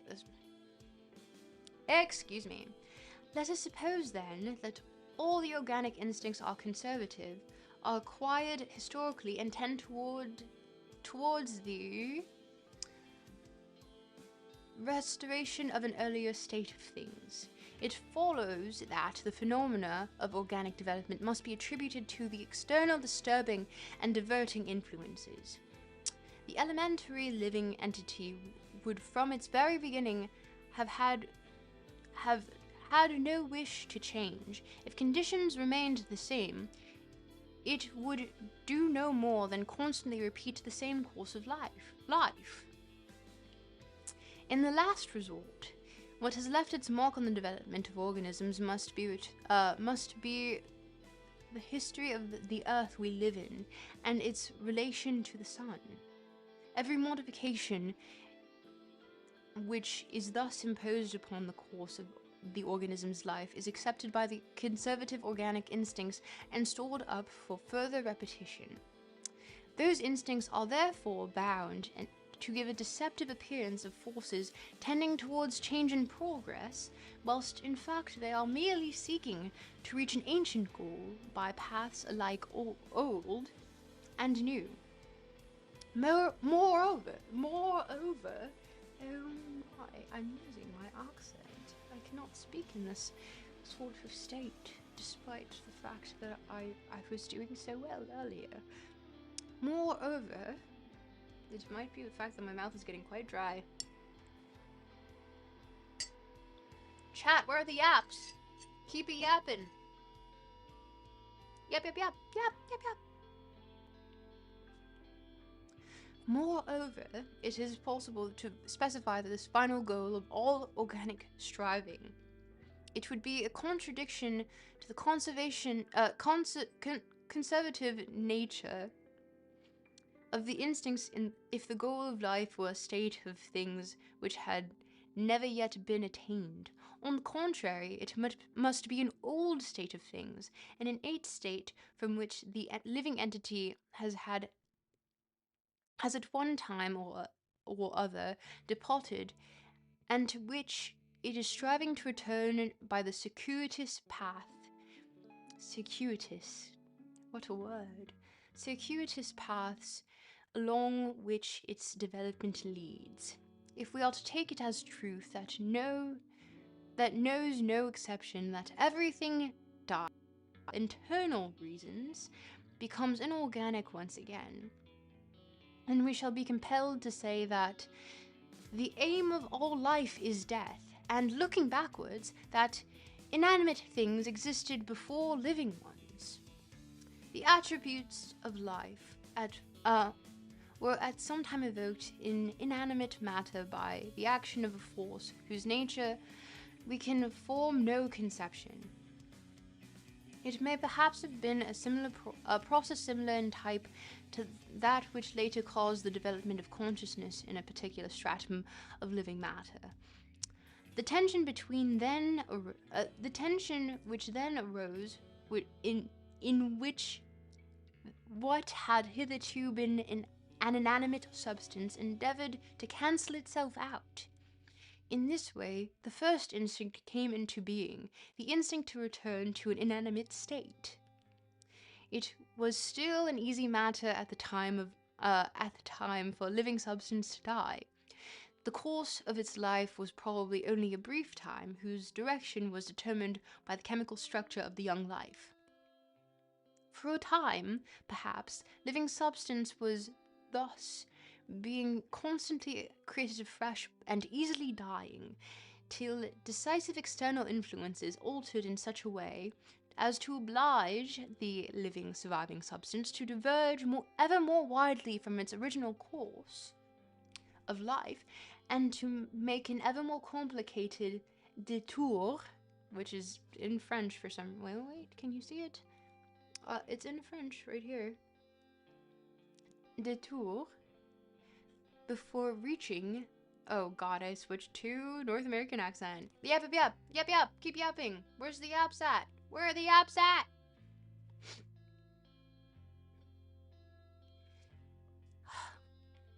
A more complicated détour before reaching its aim of death. These circuitous paths to death, faithfully kept to by the conservative instincts, would thus present us today with the picture of the phenomena of life. If we firmly maintain the exclusively conservative nature of instincts, we cannot arrive at any other notions as to the origin and aim of life. The implications in regard to I lost my train of thought. Sorry. The implications in regard to the greater groups of instincts which, as we believe, lie in the phenomena of life in organisms must appear to be no less bewildering. The hypothesis of self-preservative instincts, that reminds me of a joke that I made once on X.com, where I said, I'm neither a conservative nor a progressive, I'm a preservative. Another tropical stuck banger. Dart frogs are the tide pods of the animal kingdom, and I am not a conservative nor progressive, I'm a preservative. I love being silly and goofy. Okay, sorry, I'm gonna check on chat now. Well, actually, no, let me finish this last part, and then I'll check on chat. I'll finish this last page.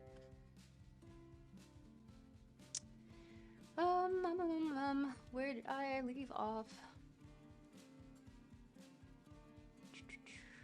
The hypothesis of self-preservative instincts, such as we attribute to all living beings, stands in a marked opposition to the idea that instinctual life as a whole serves to bring about death.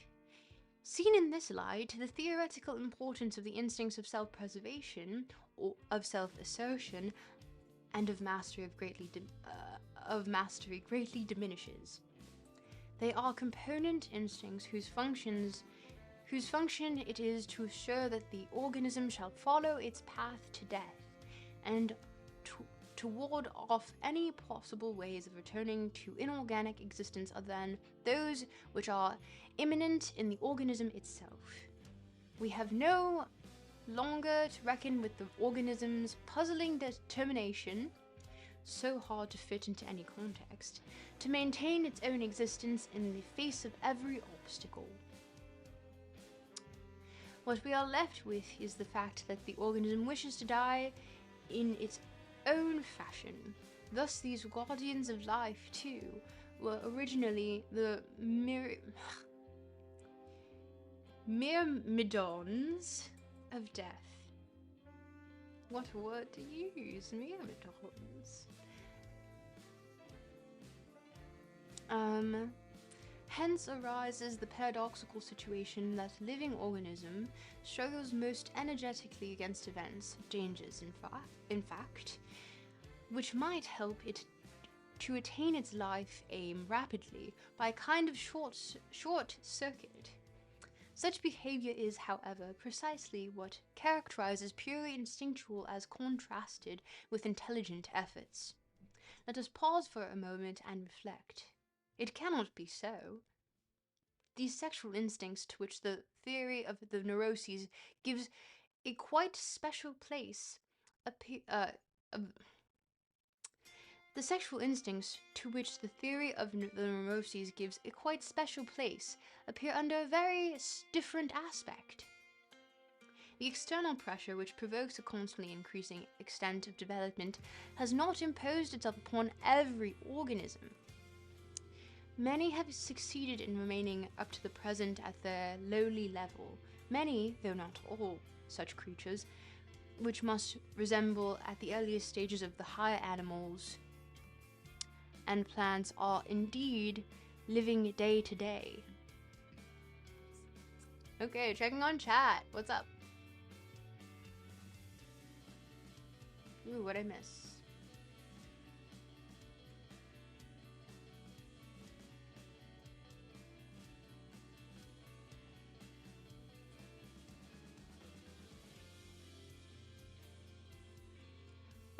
Battlefield 6, potato emojis. George Clooney. Oh brother, where art thou? Since the Odyssey's coming out, I want to rewatch it. Man, should we read the Odyssey on stream? I can do that technically. It's a free world. I'm allowed to do that. I might actually. Oh yeah, like the stream if you haven't already, please and thank you, because if not, YouTube will just kill me. YouTube will say this channel is stupid and dumb, and it is. But we can tell it that it's not. For the sake of just being assholes, honestly. I saw it many years ago, want to rewatch it. Remember it clearly, it's pretty good. Love the soggy Bottom Boy song. Men of Constant Sorrow. I'm not good at reading something unless it has a narrative. This book feels very heavy and loaded. It is. Mushroom emojis. Yeah, goodness, truth. Yeah, goodness, truth, and beauty is what is enjoyed. I don't get what being new has to do with stuff. Mushroom emojis.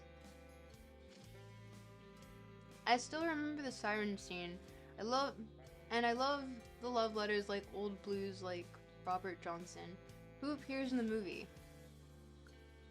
Mushroom cigarette. Drooling emoji? Oh, I forgot there's a difference between the spotted mushroom emoji and not the brown one. Funny thing is that the Coen brothers never read the Odyssey. What?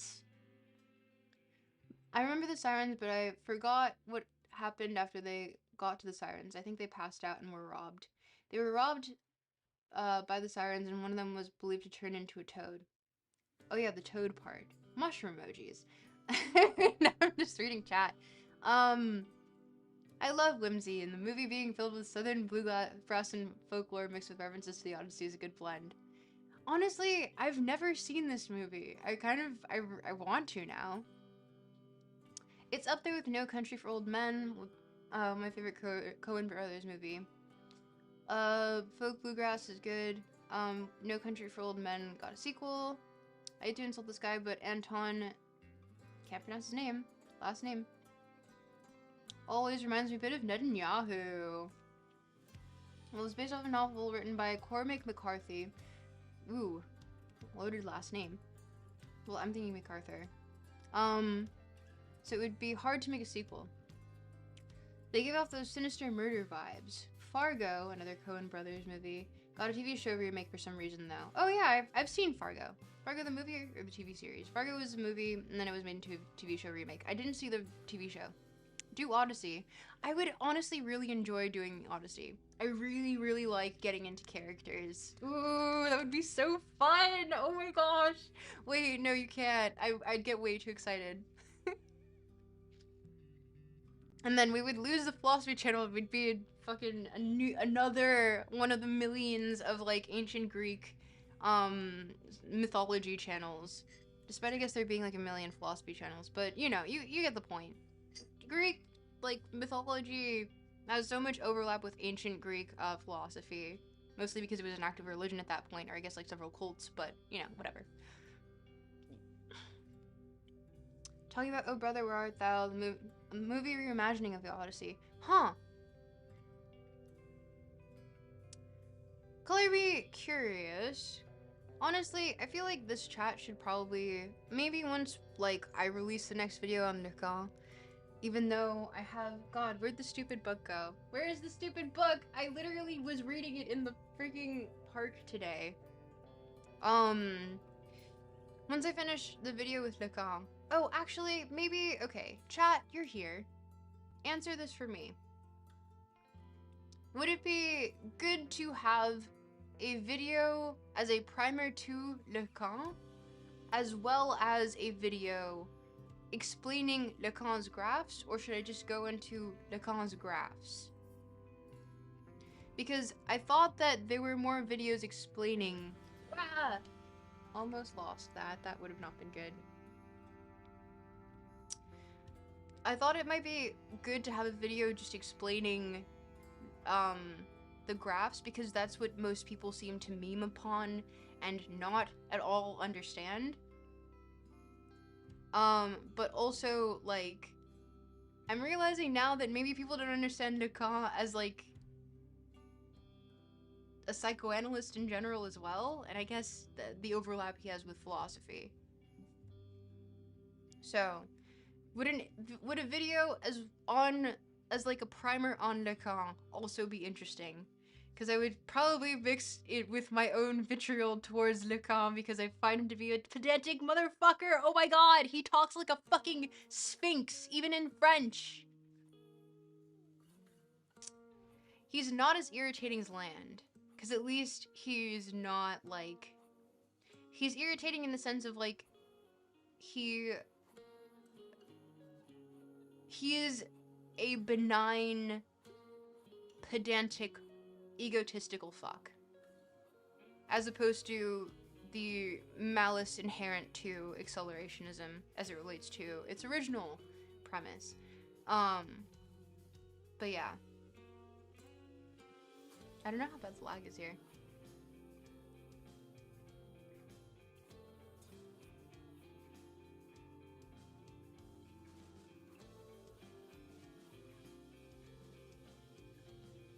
Dash.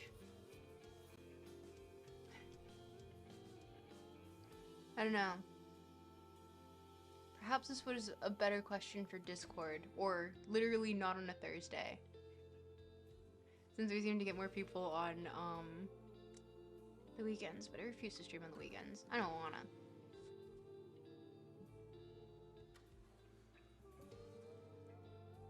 Oh, and thank you to whoever liked this video. Appreciate you.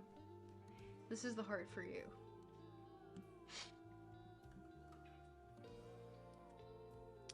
But yeah.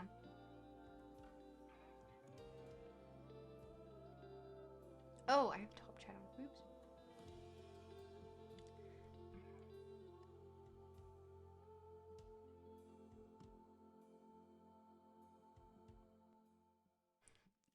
I see you all lurking. I guess it'll remain inconclusive. Although, girl, why are you feeding us the Subway Surfers? One, chat refers to me in male signifiers, so, you've... I don't know.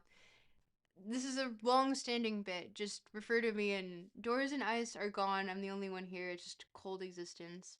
Well, wouldn't without icy it would be a warmer existence? But yeah, no. I have to feed chat Subway Surfers so that they don't get bored of the text. Strongest Slurper of today is a very interesting name. But yeah, I'm referred to in he, him pronouns and male signifiers by chat. Which is like calling me king or father or brother or I don't know, priest. That one came up at some point. Yeah, you're fine. Don't worry about it. It's not it's not inherent to it's more of a bit than anything. So it's just a continuing bit at this point.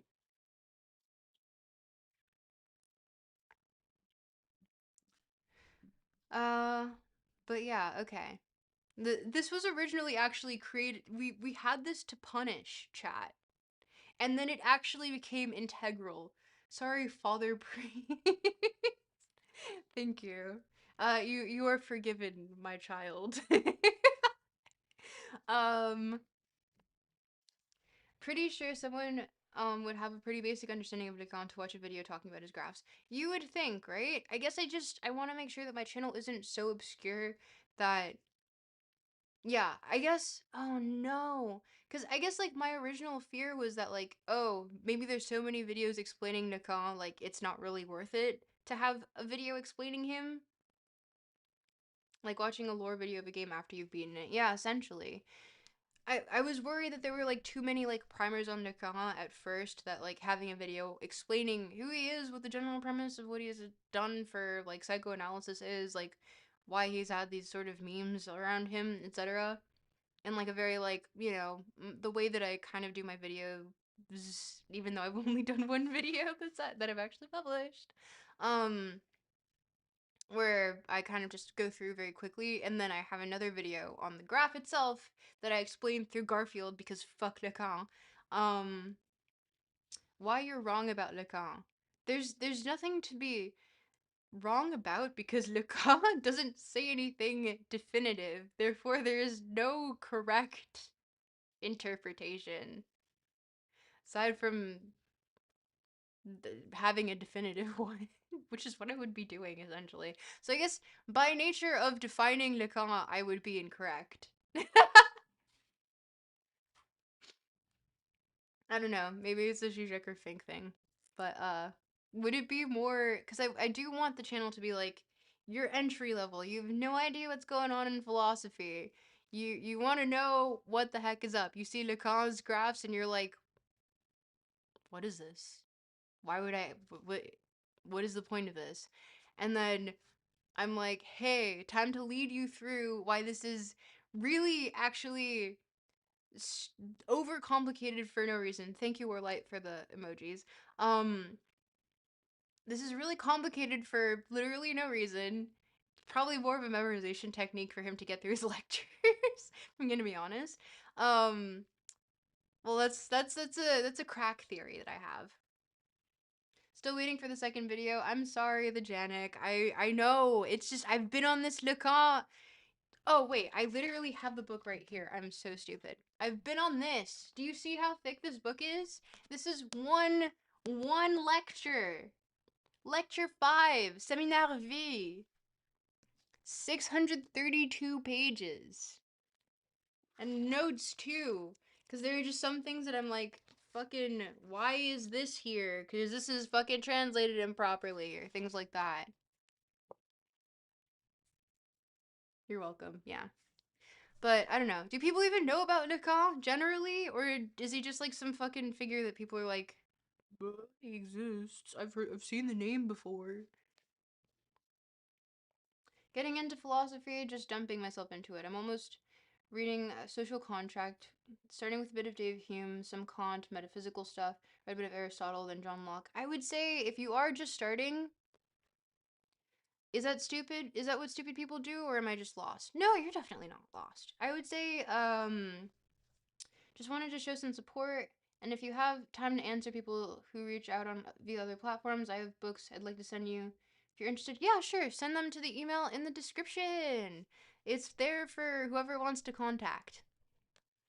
Um, no, I would say honestly, so if you really do want to do like a quick little like deep dive into philosophy, always start with the oldest sources first, because the thing about philosophy is that it is super self-referential. So everyone's going to reference someone else that just came before them or someone that came way before them. So it's better if you start at like the oldest sources first. That is generally like the best way that I find approaching it. Because then sometimes when you're like, oh, I want to go into Spinoza, and Spinoza's mentioning, I don't know, fucking like, who doesn't Spinoza mention? Maybe Spinoza's got not a good reference point. Like even if you're reading more modern philosophy, and let's say you get to like, uh, Deleuze and Guattari, uh, you're going to see a lot of references to people who are referencing other philosophers that came before them, who are referencing other philosophers that came before them, who are referencing other philosophers that came before them, and you see the circle. So, much more Nietzsche than Zizek and Freud, um, were acceptable than to a much wider audience than Kant. Kant is purposely very obscurant. You hate Kant. Kant, if you read On Perpetual Peace by Kant, I find it no, like he is just he's different level. I absolutely adore Kant. So I would say if you have a hatred towards Kant, maybe, and it's a very short art like I article essay, um, it might reframe your understanding of him. Uh, Standing upon the shoulders of giants to reach new heights. Yeah, essentially, that's what we all do. But essentially, like, if you do, because it seems as though you're kind of hitting that sort of like David Hume, but social contract, um, and you're about to go into Locke, you're hitting like the political philosophy aspect. I would say start with democracy as it relates to its roots. So hit a lot of the fucking Athens people. You're gonna want to hit, Aristotle and Plato quite heavily first, and then you're gonna see, because also if you're going to hit them, what started out as moral philosophy ended up being a branch. It's economics. Economics started out in philosophy, so you're gonna want to read fucking Adam Smith too, especially as it relates to John Locke. Um, I really like An Enquiry Concerning Human Understanding so far. I like David Hume. Oh, Descartes. Sorry, Descartes. Uh, he's really big also if you do want to go that route. Um, Voltaire and Rousseau.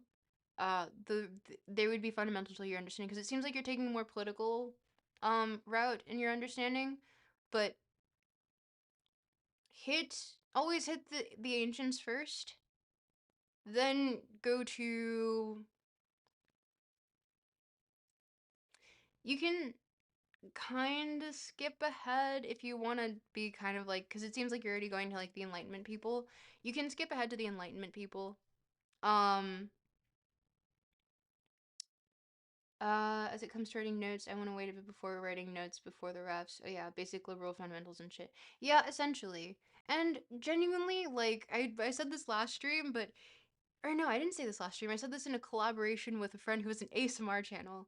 But you wouldn't know how like much of a banger most of Plato's dialogues are until you're reading them and you're like, "Oh, I see what the fuck this was about. I see why this stood the test of time." Like it's crazy that we still have these texts, but like genuinely, it's just good. It's just good. There's a reason that it withstood the test of time. And yeah, I'm not a huge fan of like, if you do want to do it, you can do Pythagoras and Epicurus. I say I heavily suggest Epicurus because slept upon, fucking awesome though. Awesome. But not necessary, more so of like, the good life sort of aims of philosophy than it is the sort of like moral philosophy as it relates to like political. So, entirely your onus there, but I would say once again, yeah, that was my general route. I've read all over the place though. I had a friend show me a meme from 4chan like Arlit, not Arlit. What the fuck? Anyway, it was a meme from Lit, and I was looking at it, and it was like at the bottom of the list was Fanged Nomina, and I was like, I've literally read Fanged Nomina, and if this is like the philosophy like underbelly of 4chan, I must be in the fucking like trenches. And honestly, I'm realizing now that I kind of am because the amount of shit that I've read is you favorite. What do you mean, Janek? Like who is my favorite? You're German, by the way? Ah, I will get your language wrong. I will get your language very wrong. I'm sorry in advance. Ish. Um but yeah, no. There's a lot of you start with TikTok edits. Wait, what? Oh, okay. Your understanding of Kant is through TikTok edits? No, no, no, no. You must read Kant. Kant is really good. Kant is really good and really, really necessary. At least Kant is really good in my opinion. It's subjective, of course, but yeah. But if you want to just like, and I was teetering around with the idea of a stream that was just kind of like a, here's your primer on philosophy. And like, if you want to get into philosophy, here's how you want to go about it. And here's the footnotes of all these great thinkers that you should probably know about. And here's logical fallacies. And here's how you form an argument. Yeah, Epicurus haunts my Amazon save for later. Definitely gonna go for political from Aristotle and Republic. Good, good, good, good. Also we're asking which German philosopher is your favorite. German philosopher who's my favorite. Hmm.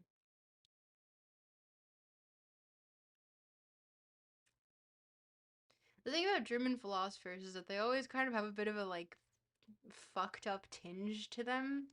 And we all know why. Thank you, propaganda. Um, and Kant technically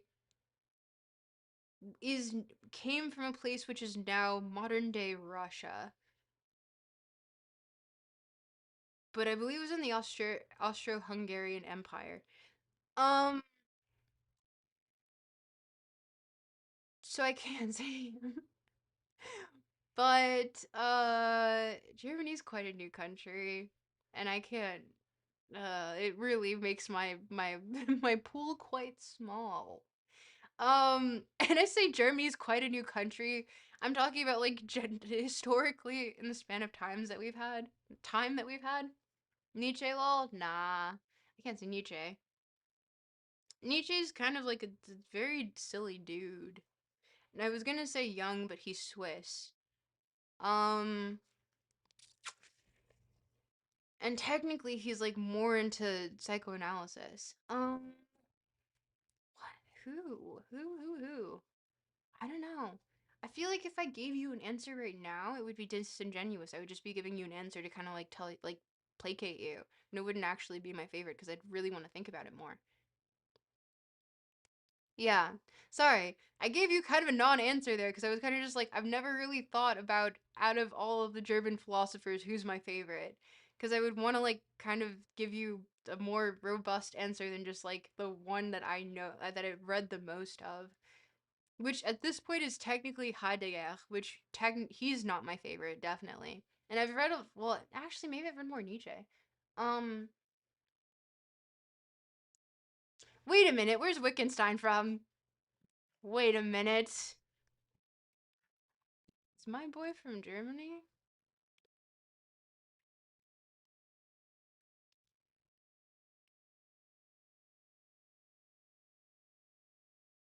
He's a fucking Brit! Austro-British! Ugh,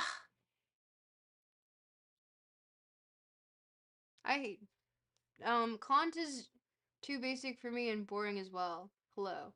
Kant is not basic. Kant is literally the fundamentals of what everyone argues about right now, to this day. What are my thoughts on Jacques Lacan? He speaks in the same manner of a sphinx. And it irritates the absolute shit out of me because I have Séminaire V that I've been reading for my upcoming video. And it's fucking irritating, and the translation is dog shit. Because I read French too, and I've had to be switching between the French, his students' notes from his lectures that are also in French, parce que je suis française aussi. Um, reading those, going through the English translation by Russell Grigg, and being like, I have a blood feud with this man now because it's really that bad. It misses so much fucking nuance that it's actually just trash. And also Lacan just purposely obfuscates most of his points because he's like, psychoanalysis is kind of meant to be vibed out anyway, and if you can vibe it out, then you're a good psychoanalyst. And if you're asking too many questions, you're a bad psychoanalyst. Why the Subway Surfers gameplay? Everybody hates Germany? No one hates Germany. Some people hate Germany. I'm not one of them. Um, why the Subway Surfers gameplay? Because it was originally to punish everyone in chat who was like, I don't know. I wanted to punish chat for some reason, and then it also became a staple because when I read, people focus on this and also my voice. So it works, I guess. I didn't mean for it to. It was more of a joke, but here we are. I don't have fond. Justin says I don't have fond opinions of Germany. I also hate the translation of Simulations by Baudrillard. Oh yeah, that one's also dog shit, depending on who you have it translated by. Honestly, Baudrillard, Baudrillard also just kind of reads like cardboard.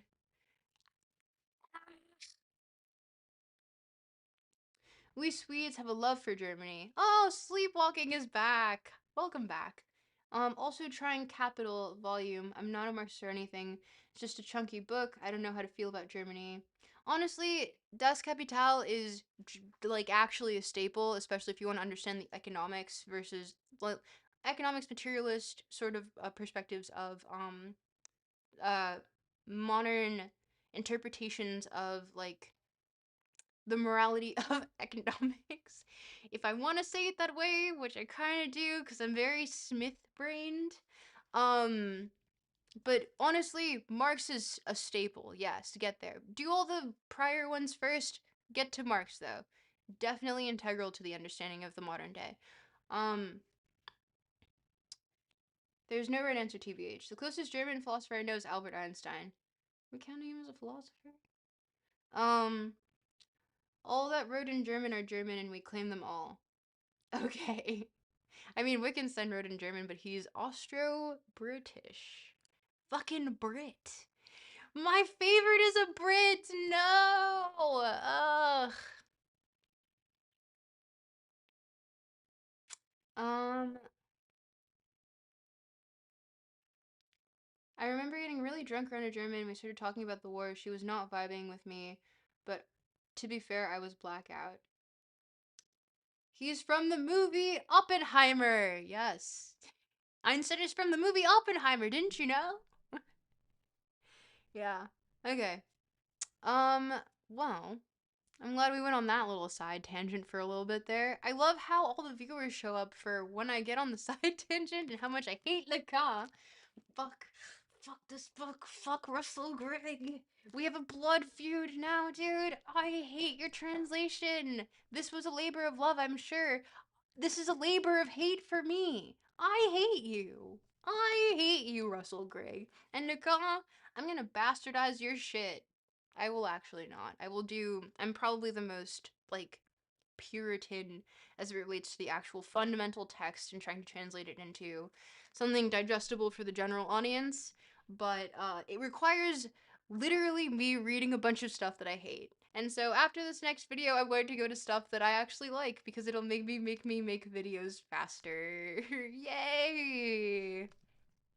If you haven't seen my video on Nick Land, feel free to watch it and come back to the stream because it's the understanding of how I go about doing all of my homework, making sure that it's publicly me going through my homework, and then I come back and I make a video and I make it silly and understandable. Pull up, Russell. Yeah, pull up, Russell. Let's do some fisticuffs. Feel like Albert could. If I feel like Albert could, I mean a lot of philosophers were talking about physics, if I'm not mistaken. Can't wait for the next vid, love the last one. Oh, thank you. Appreciate that. Yeah, no. I feel like I have no general opinion as to whether or not Einstein is a philosopher or not because it's like really just I would say that's more of a self-defined thing. Do you define yourself as a physicist or a philosopher? Because technically, Adam Smith was he was well he went to Oxford, I believe, and then he was a tenured professor and the head of the um moral philosophy department, which is Adam Smith, mind you, like, you know, founder of capitalism, even though he never called it capitalism. So Bob Marley would count as a philosopher. I don't think Bob Marley ever defined himself as a philosopher.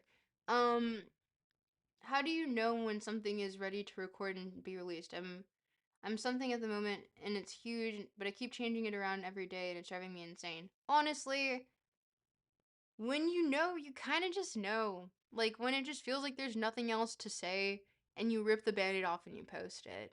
Genuinely. I think with my video editing, I already had the script down. I had everything that I wanted to say, and when I finished the final edits, there was nothing really else to tweak. It was just kind of like me showing it to a few people and being like, what do you think? And then I got like, and I was like, okay, good job, said Alan Smith. Thank you. I don't know what I'm being praised for, but thank you. Um, Google AI said Einstein was not an academic philosopher, but he was profoundly philosophical. Thank you, Warlight. Glad we clarified that. Yeah, I think also philosophy requires, not requires, the definition of philosopher is so arbitrary, especially in the modern day, that it's like, do you find that you are a philosopher? Maybe you are. Have you contributed to the field in any manner? Because, like, I don't know, people have asked me to publish things, and I'm like, there's nothing that I have to say that hasn't already been said before, much better, much more articulate. Or, um, listen to Three Little Birds by Bob Marley. I've listened to Three Little Birds by Bob Marley. I feel like he never really went towards that kind of thought. He just stuck to more science related areas, but he's also not knowledgeable in philosophical discourse to my knowledge. Einstein? Yes, impressed. Thank you, Alan Smith. Appreciate the compliments. Impressed with bear. What is what bear? Uh yeah. What's my opinion of Diogenes? Based. I love Diogenes. I would die for Diogenes. Diogenes is already dead. I would die for him again. Diogenes, that's my homie. That's my boy. I don't care if he masturbated in the streets. I would fight for that man. You are. Impressed with bear? Alan Smith, you gotta explain your free associating here. Either explain it or actually no, don't explain it. I like the mysticism. Keep going. But yeah, I'd fight for Diogenes. The only modern day American philosopher is Jason Giorgiani.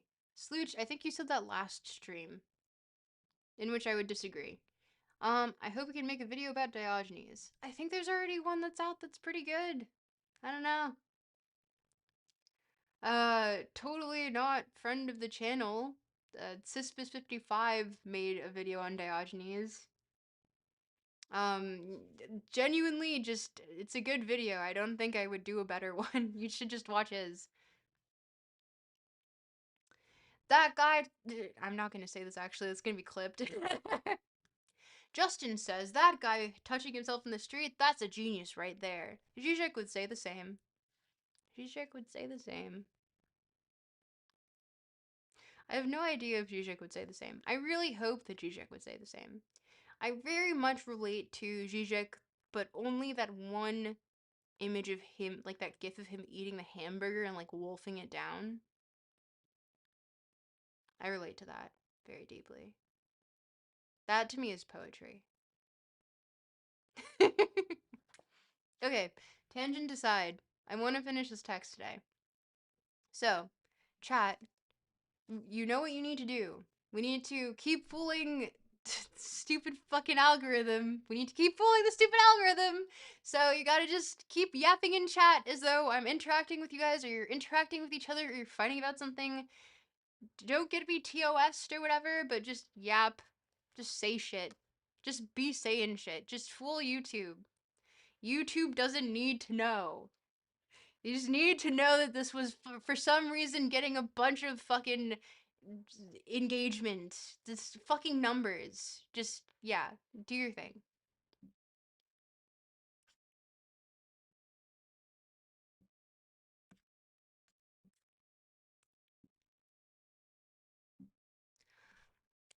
In the same way, the whole path to development to natural death is not trodden by all the elementary entities which compose the complicated body of one of the higher organisms. Some of them, the germ cells, probably aim to retain their original structure of the living matter, and after a certain time, with their full complement of inherent and freshly acquired instinctual dispositions, separate themselves from the organism as a whole. These two characteristics may be precisely. Are we yapping in chat? Yap, yap, yap. Yap, yap. These two characteristics may be precisely what enables them to have an independent existence. Under favorable conditions, I just realized the music stopped playing. Oops.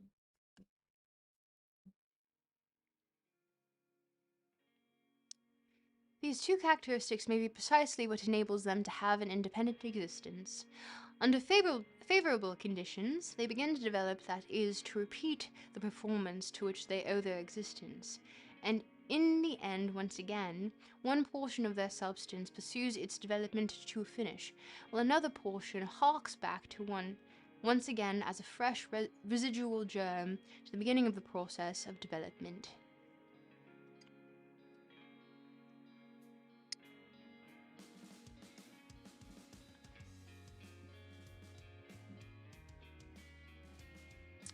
These germ cells therefore work against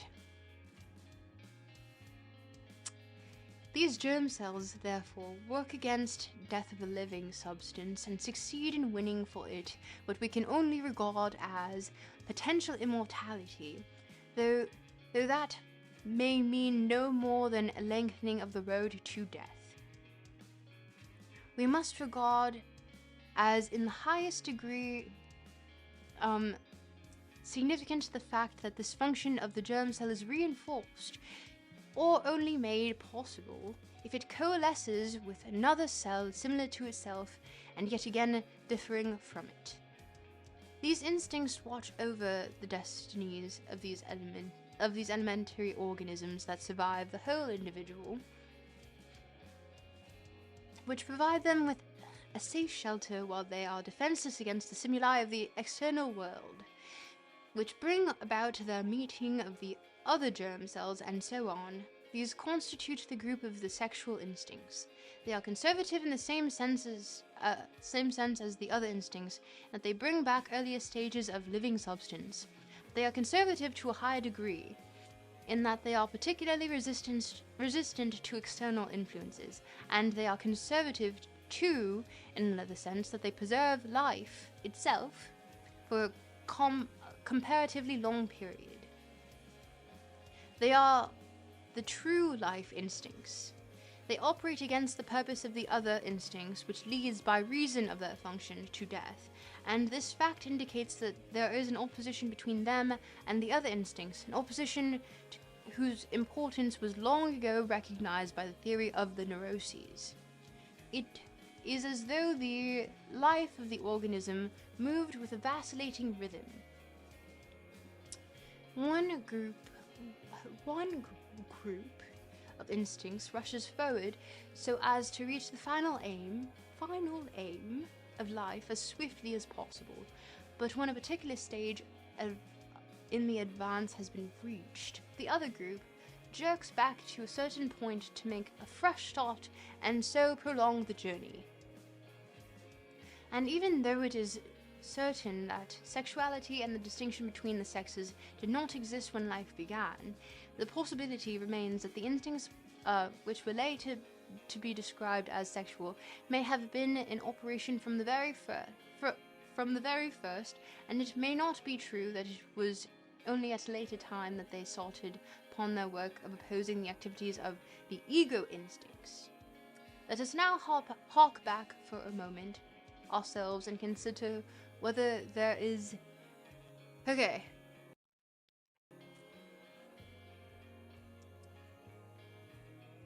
Um, hold on a sec. Because, what if I order food right now? And hopefully it gets here before I have to, like, actually go to bed. Because I want to eat something besides fucking water crackers before bed. And I'll entertain chat in the meantime.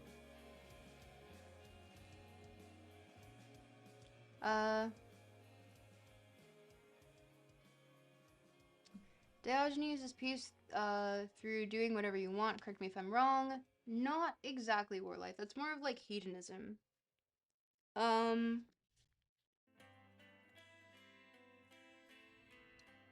7-word long comment does the trick. Thank you, Sleepwalking. Diogenes is the naked philosopher. Kind of. The Bronze Age pervert character has a lot of fun and insightful commentary on all kinds of philosophers. He's a fun read and listen, says Slooch. Bronze Age pervert is someone with a lot of opinions on things, some of which I disagree with. Sadly, all of Diogenes' books got lost. It makes me deeply sad. That requires Diogenes to have kind of written. He was more so a tutor. Although he was a learned man. Algorithm reacts to comments longer than 7 words. How do you feel about Thomas Aquinas? Yeah, I was talking about Shamelessness if I'm not mistaken. I don't read... I've been skipping out on Aquinas, if I'm gonna be honest. I'm a man of constant sorrow. I've seen trouble all my days. Bid farewell to old Kentucky, a place where I was born and raised. Diogenes disliked Bernie Sanders. ASMR now, beautiful mother. What? Life is nothing but spontaneous tipping and turning. Constant Sorrow, beautiful song, more lightly reminded me. You'll think I'm clueless, but I haven't heard of Thomas Aquinas. Really? How do I send money? Said Sparta. Exclamation point tip. Or wait, no, sorry. Is it...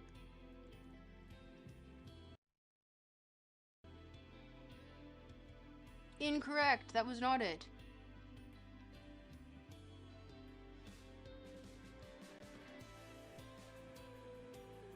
Was that it? Yeah, there we go. Oh, I should probably pin that, shouldn't I?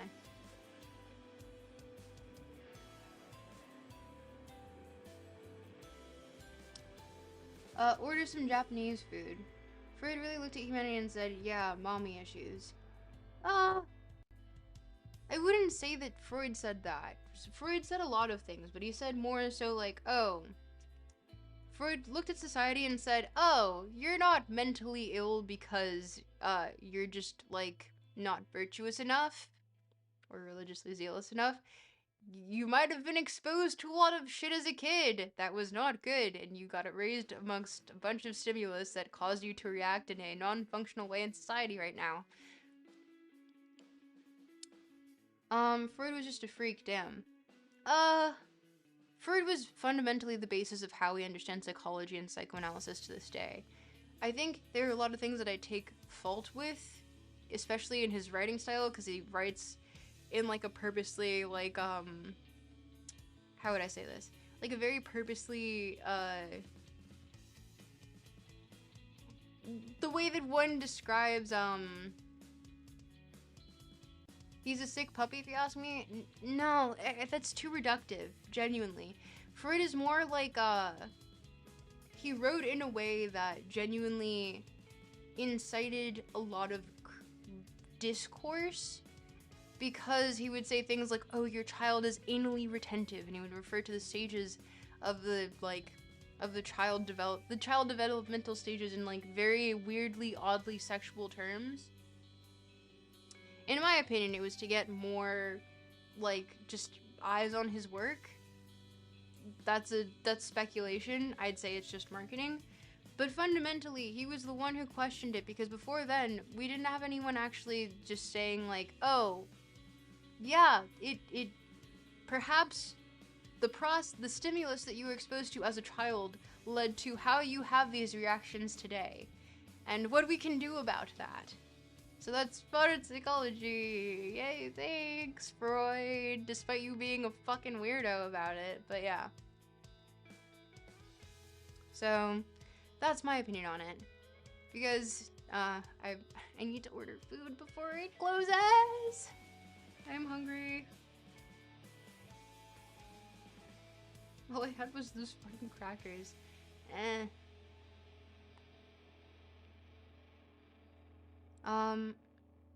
But yeah. I think, like, generally, if you just view Freud as some sick dude, you're not getting the full picture.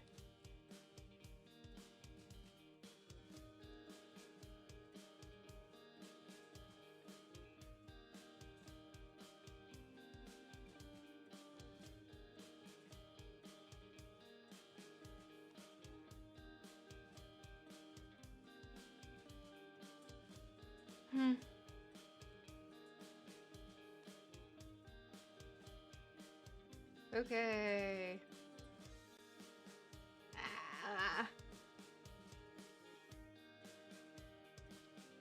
I'm gonna have the most slop food ever. You guys want to see boy dinner? Because that's what I'm about to partake in. About to partake in the most boy dinner possible.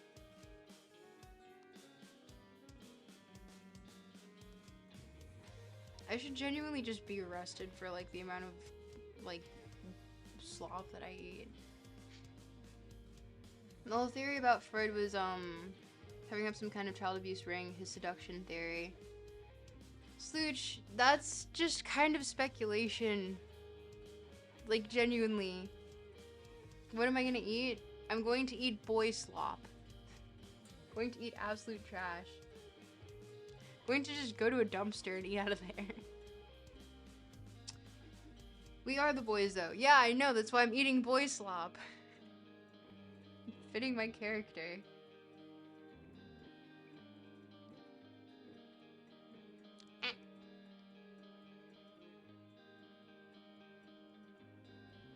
You guys want to support me?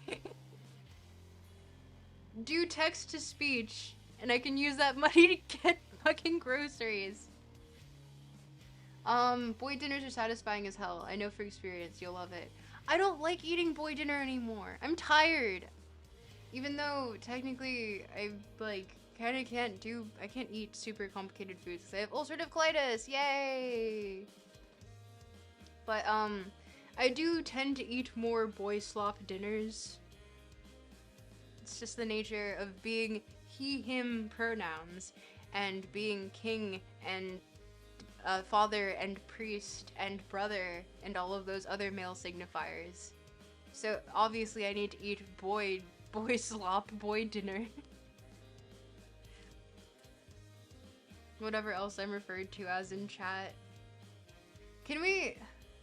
Justin, can we get more male signifiers in chat? Because every time I just say the same ones and I don't remember.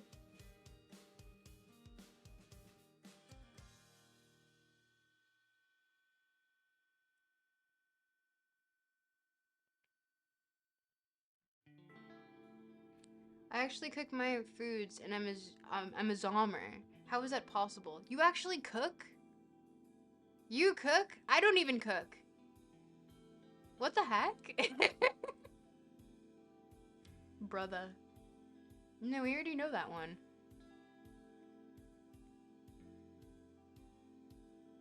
You do more than me, which makes me feel some type of way. Comrade. But comrade's gender neutral. Tribal chief. That's also gender neutral, I feel as though.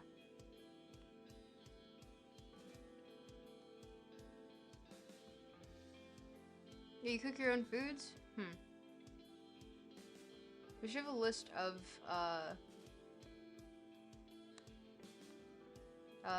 whatchamacallits.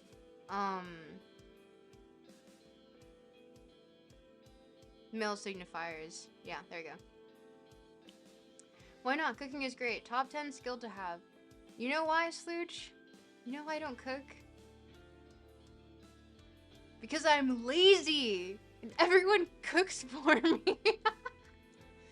If I have someone in the house, they usually tend to cook, and then whatever leftovers, I eat like a little raccoon. That's the kind of person that I am.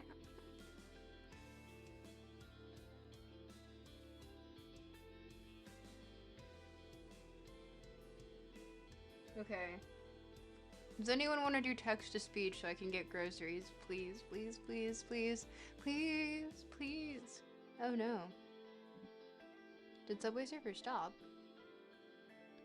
Oh no, they're just going through the motions of doing something. Okay. My guess is you've always had someone cook for you? No, actually my parents never taught me how to cook because they didn't know how to cook either. So I just got stuck in this state of never knowing how to cook. It's kind of pathetic. Laddie. Laddie's a good one. Although it feels like I'm... Does Buddy read as masculine? Is Buddy masculine? No, I've referred to my female friends as Buddy. Is Buddy masculine?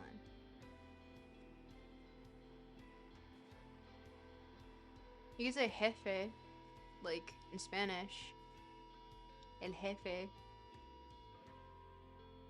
I actually got referred to that in Miami as, oh man, maybe this is just a thing that I have at this point. Yeah. Because, like, when people say, like, oh yeah, sure, boss, like, oh yeah, jefe. Like, it's just... My dad has this old cookbook, a very southern cookbook that he uses, I use too. Is bro masculine? Yes, bro is masculine.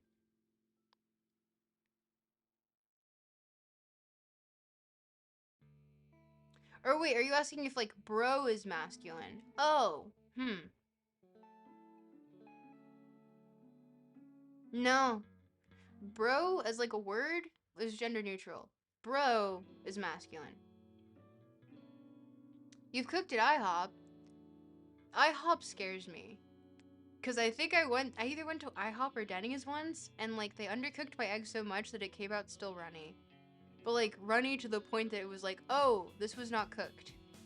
What about broski? In Toronto, broski is gender neutral. And so is crowski. Why is this a thing? Unsure.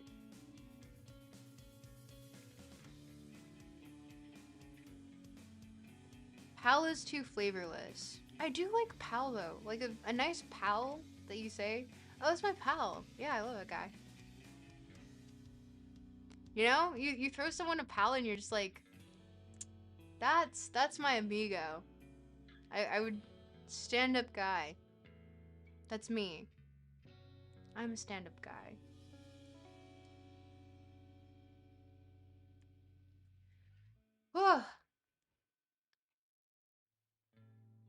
Whoever wants to do text-to-speech, now is your chance. Used to cook your own lunch, IHOP. Did they give you ingredients to cook your own lunch? It's kind of intriguing to me. Sauve le camp on my lap. Ah! Text-to-speech. Brother, emphasis on the A. I refuse that one. I refuse that one. But, same. I never thought about it. Maybe I have to rethink how I use words. In reference to what? Bro? Because to me, I refer to like, oh yeah, that's my bro, but I'll be referring to someone who's female. What is text-to-speech and how does it buy dinner? If you look at the pinned comment by the bot, you do exclamation point TIP in chat and you hit enter. The bot will do a thing. Actually, Justin, do you mind doing the tip thing? Sorry, I'm also unemployed. Real. Well, I'm employed, but apparently not enough to get groceries. You raid the frigid IHOP and do whatever? That sounds so nice. What the heck? What? They just let you do that? But yeah. Thank you, Justin.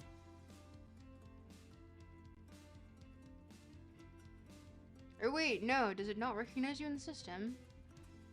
Ah. Oh wait, no, that's, yeah, there we go. Thank you, Justin. Thank you. And that link, you can do text to speech, and there will be a thing that shows up here, and whatever you type in the little box, it'll say it out loud for everyone to hear. Although it will take out curse words and other bad words. And it'll replace them with happy ones, like rainbow and puppy and sparkle and cupcake, I think. I don't know. That's how it works.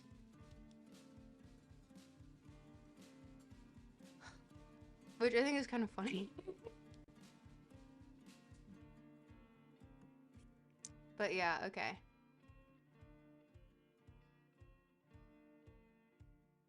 Oh, and thank you to everyone who liked the stream so far. Bad words like, is German a real language? Have you read some of the previous popes? I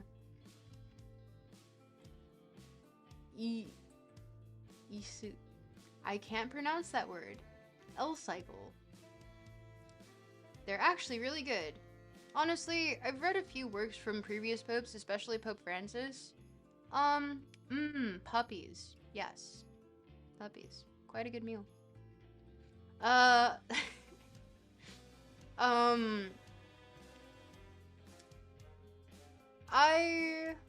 particularly liked Pope Francis. Previous popes haven't interacted with works as much.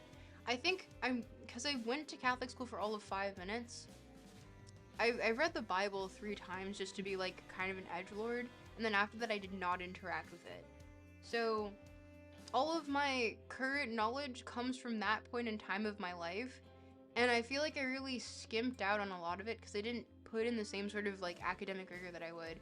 And I know that there are certain works by like Thomas Aquinas that are terribly interesting as it relates to philosophy in general.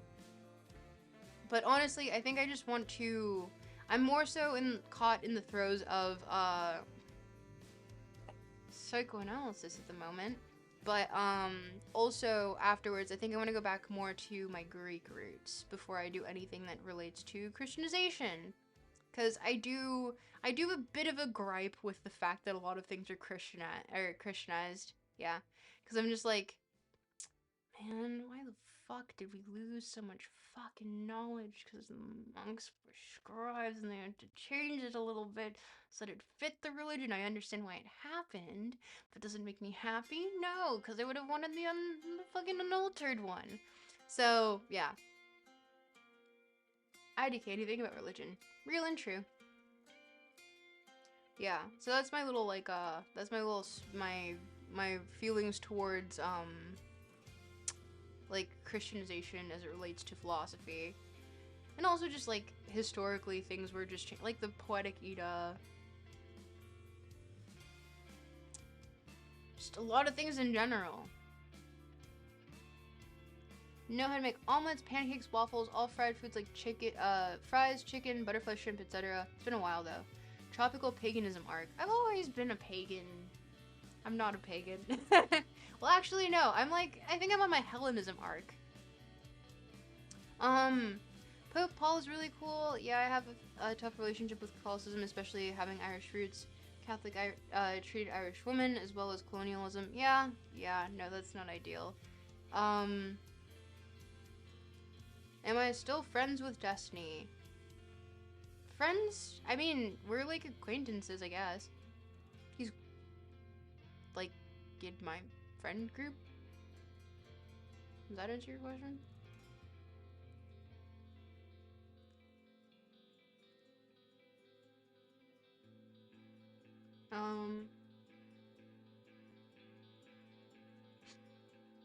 Yeah, no. Paganism arc? Hellenism arc. I think honestly, like, the Olympians are just cool as shit. I think it's cool. I wish we knew more about Minoan civilization. How cool would that have been?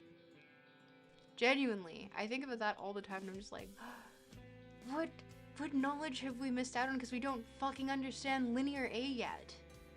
How cool would that be?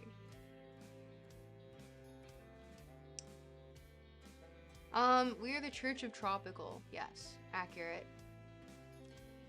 So actually no, I don't want to be a church. Don't look up to me. Don't do that. I'll be like Philosopher King Max. Don't deify me. Not into that. I feel like that comes with too many like stipulations as well. Uh, I'm down for Philosopher King though, even though what that entails depends on who you ask, especially if it's Curtis Yarvin. Then I don't want to be that Philosopher King, that's for sure. Uh, but yeah.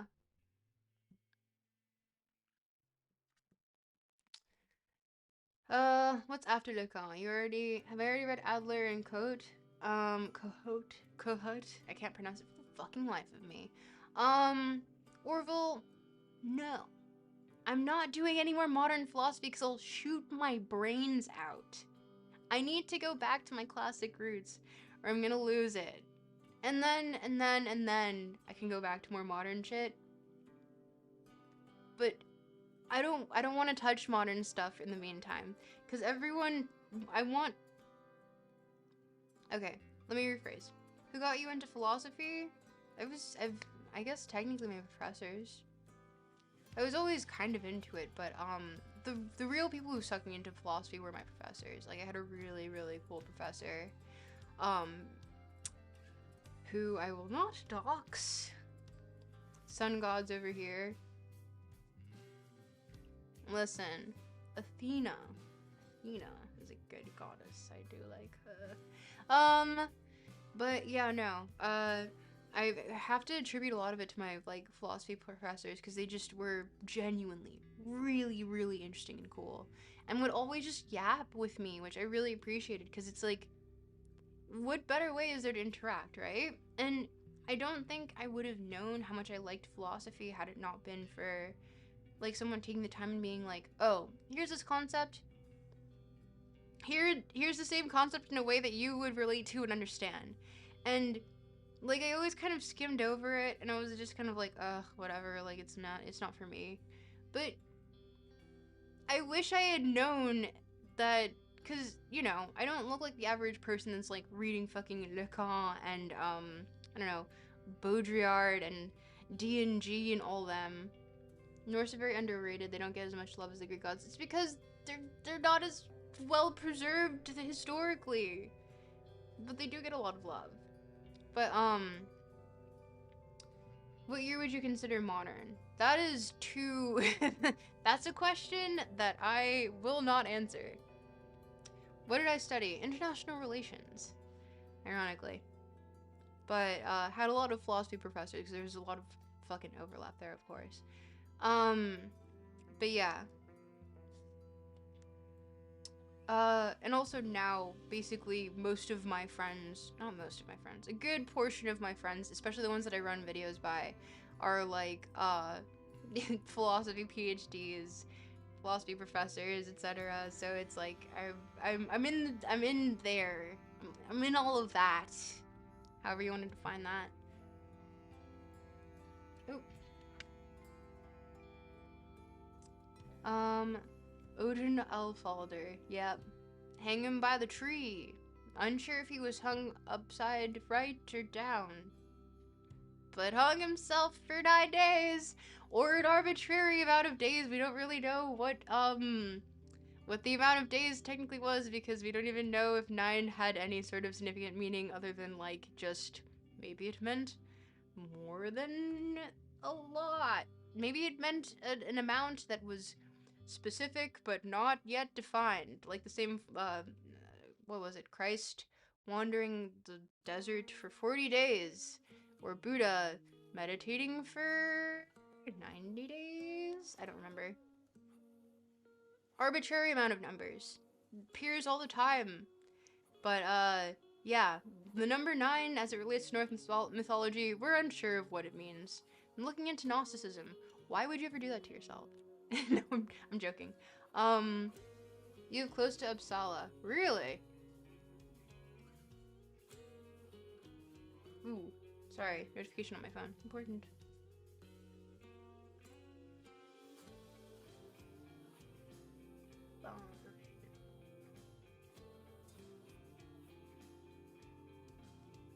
Um, yeah, no. What was I saying? What got me into philosophy? I explained that, right? Did I finish that thought? What year would I consider modern? That's me providing a definition that I would feel ill-equipped to provide, because it would vary from person to person quite differently. Um, yeah, because I would even consider, like, who's the latest I would, or sorry, who's the earliest I would consider still modern? I think once we start hitting the economic zone, I might start calling it modern. Like, if we hit Smith, maybe we're hitting more like classical, not ancient. But like once we hit Marx, I start considering people after that a little bit more modern. So yeah, I want to go back to like ancient. Give me ancient. I want my little ancient sources back. I think they're fun and I like them. They make me happy. But yeah, that's my general thoughts on the matter. I think, have I encountered supernatural entities? Nope. I don't know. Maybe they're out there. I haven't had to deal with any though. Unless it's me. I'm the supernatural entity. Have you thought about that? Perhaps a being in my life has come in and they're a supernatural entity. Xenophon? Gnosticism is so cool. I think generally the ideas that encapsulate Gnosticism are really cool. I think it's just the fact that humans really like pattern recognition and we like just attributing meaning to things that we find it so cool. Eva explains First Testament God. You mean um the demonification of Yahweh?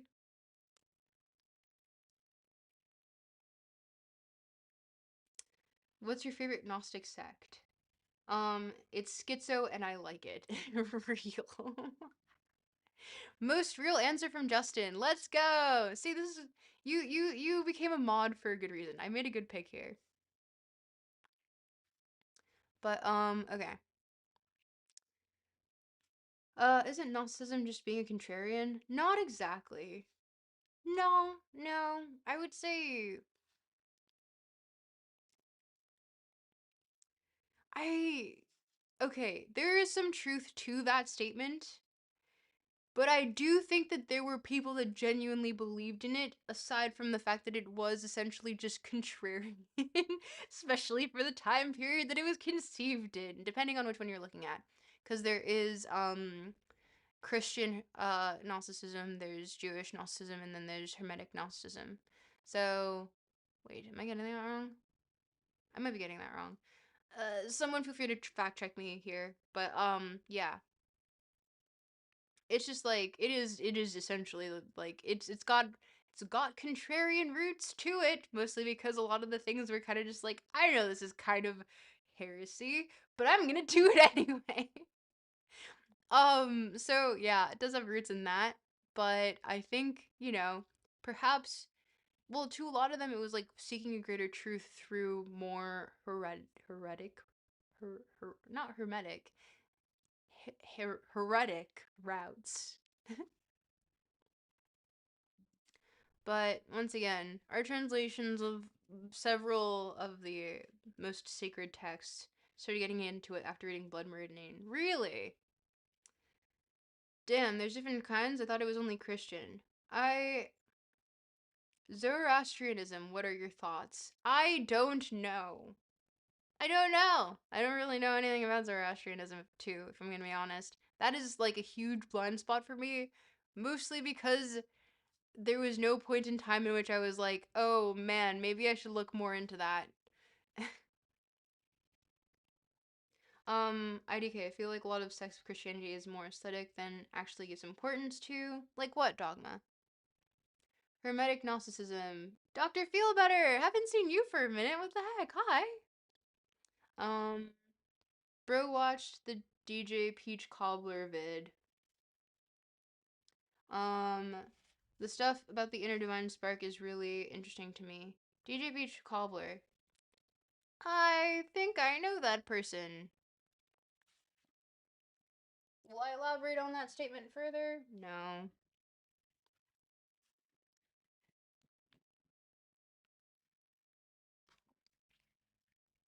On Blood Meridian? Uh, I feel like anyone that I know, I will never watch a video of. Sorry to any YouTuber friends I have. I usually put like put a video on. So if someone that I know has a video and if I know them in real life, I'm likely to put their video on in the background and mute it and watch it at 2 times speed and not act like put it just in a different tab and not look at it because it feels really weirdly parasocial and it like makes me feel entirely weird to watch. Being a busy bee. Yeah, for real. Well, welcome back. Do you know about the Ona? No. What is that? We're getting really like esoteric in chat, and as much as I think esotericism is interesting, I don't give a shit about it. Genuinely. I'm very exoteric. Yeah, I learned a lot about that I missed from my reading the book, the stuff about Gnosticism. DJ, if the video's that good, maybe I'll watch it. Order of the Nine Angles.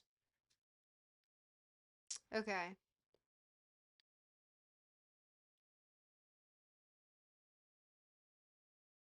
If anyone wants to do text to speech, final chance. Please. Hmm. It would be really helpful. But alas, I think I've yapped enough, and I'm going to pour the not sponsored, therefore you can't see it, uh, green tea. The mate who's East Orthodox, and he was explaining it to why he believes it. He doesn't like the idea of a pope having control over the word of God. I think probably wrong, but it is just aesthetic. Perhaps, mayhaps, perchance. I'm deeply exoteric though. When it comes to esotericism, I'm like I find it just like curious. I find it interesting, but as it relates to my beliefs in it, I'm almost exclusively exoteric. Perhaps a little.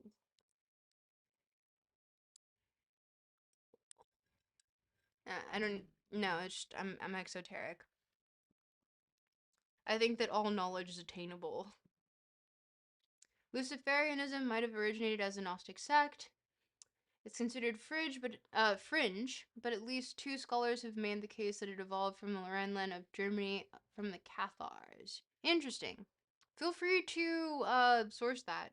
Leave sources. I like reading about stuff, so leave sources in chat and I'll get to it. I think I might convert to Orthodoxy, given it serious consideration. You know, what is up with everyone converting to religion lately? Because I feel as though, and perhaps this is me being a bit cynical. I'm going to move chat down a little bit.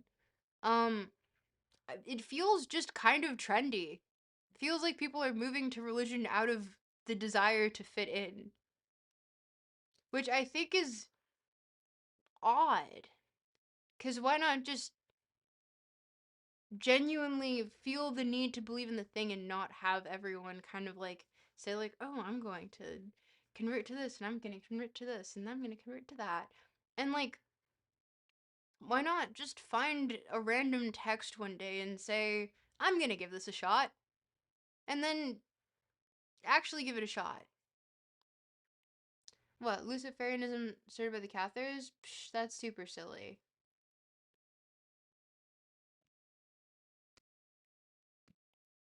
Becoming more Catholic as well, just because the Pope is goated and religion is communal, has community, I'm so atomized. Religion can be like a solve for that, but why not just find a community, you know? It doesn't need to be based in religion. And I mean, if it is based in religion, that really is like more power to you. But at the same time, I think like it just kind of removes a level of like your own autonomy in deciding what your community looks like, because it just feels like one might have picked the easiest option.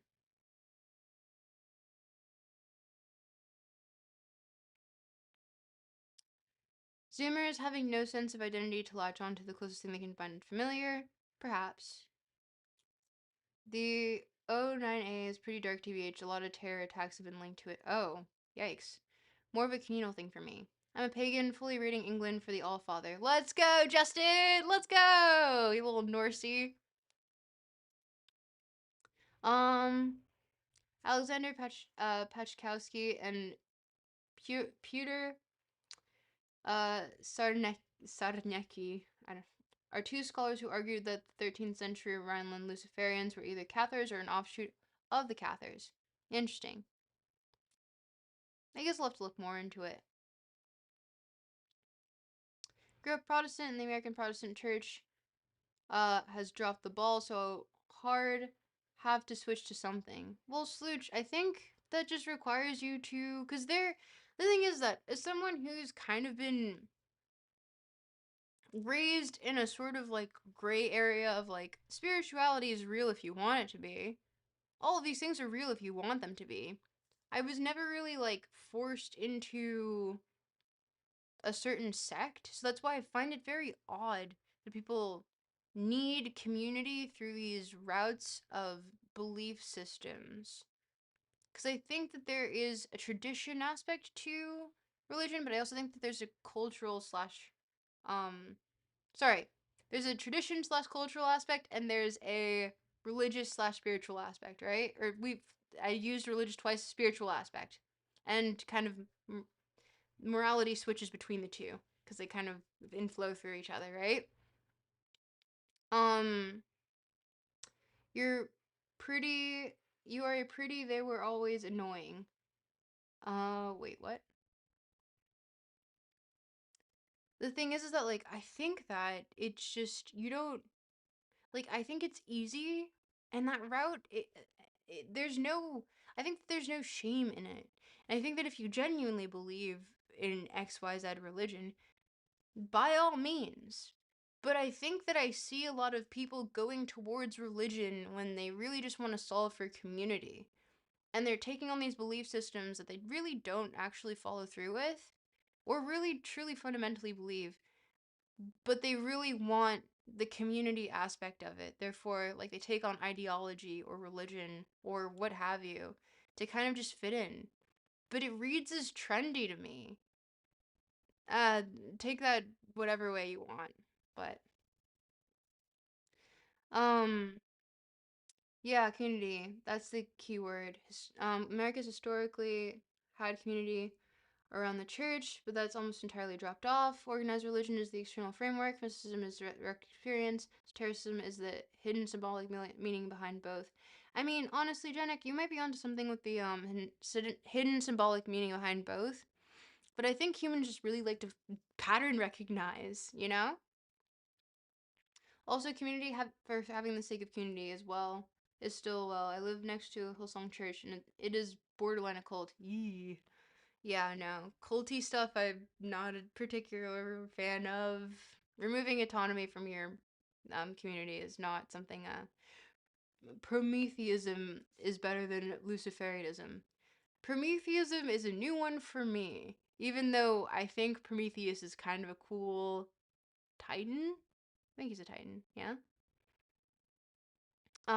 But yeah.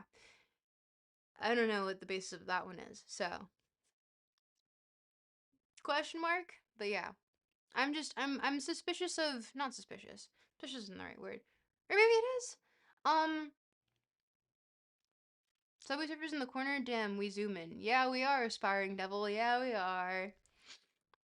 Wouldn't you apply the community for other ideologies as well? Yeah, no, I think ideology in general tends to, like, because people, and perhaps this is speaking to what you were saying about being atomized, people tend to find communities through, say, ideology or religion or other means, you know. What's his face talks about this in Bowling Alone. God, what's the author's name? It's gonna bother the crap out of me. Um,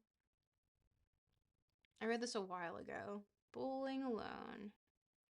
And it's something that we've complained about for like eons.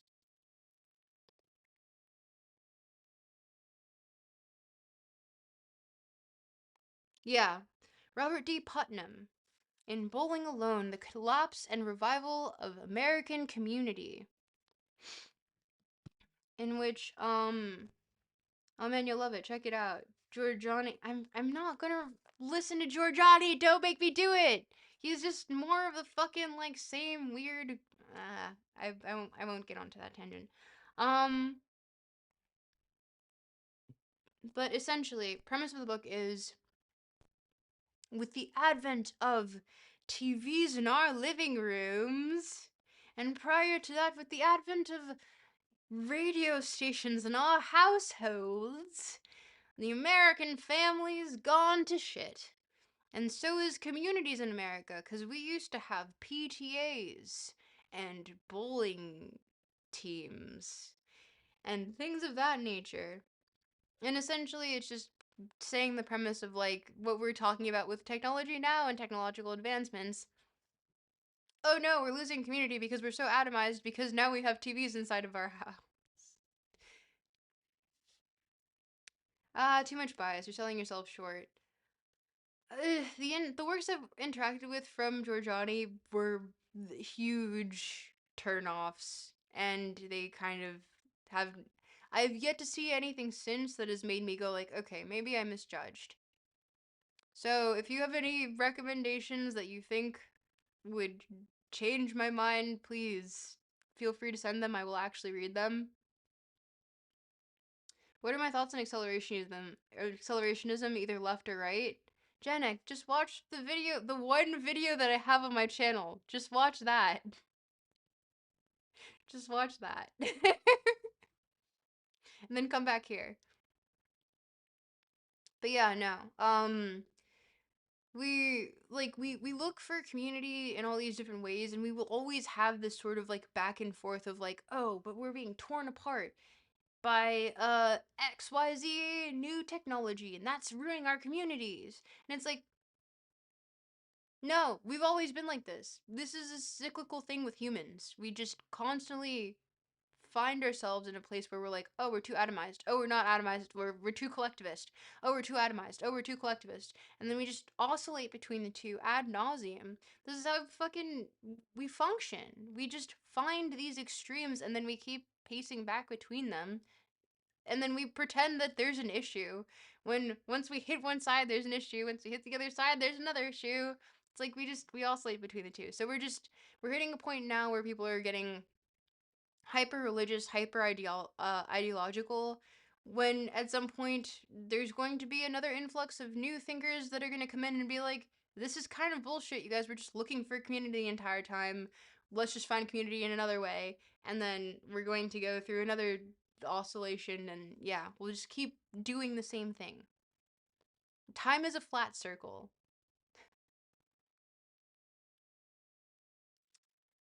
Do you think Nick Land is kind of a fad, like a trend? I think we need to bring back community like Heaven's Gate. Justin, saying that in this chat, I worry about the people that will follow in the next coming videos, but already watched, my bad, have rewatched, how could I forget? I've rewatched How Could I Forget. I feel like I make my ideas on accelerationism pretty as it relates to right and left. You can see who I tend to um have more favorable opinions on their works in the video. You will make a lot of people angry with this statement. Ah, I'm pretty sure Nick Land saw the video. Like I'm almost certain actually that he saw it because it got so much attention by people that actually have done interviews with him that they sent him the video. So, and they follow me and we follow each other, but we're mutuals and we're cool. So, whoever I make mad, I don't really give a fuck. Stay mad, buddy. I was the one that actually said something. But yeah, no, I really don't give a fuck about whoever I make mad with. Whatever. And honestly, I didn't actually really put a huge opinion in there. It was more so like I was presenting the information and then just kind of being like, here's the here's the literal post from what was written. Here's the other post of what was written. Here's the other post of what was written. Yeah, it's like trying to be Nick Land. Isn't it actually important as we give credit? Um, Like there's so much mystique around it. The only mystique around Nick Land is that he obfuscates with a bunch of stupid fucking like one, he pads out most of his works with not even anecdotes, like quotes from other people. And it's just like no one wants to read through the slop and then he uses very like he'll make up words or he'll like transmute words into making new other words and it's like he purposely obfuscates with very floral language. Which is why when you read like things like Meltdown, you're like, what the fuck is this alluding to? But and I guess it's like the whole Deleuze and Guattari sort of aspect of how he was like what he was tapping into. But he does it from like a weird sorry, chat said less homogeneity in an area is less civic engagement, less community. There generally is. It's not nice to talk about it, but it is kind of self-evident.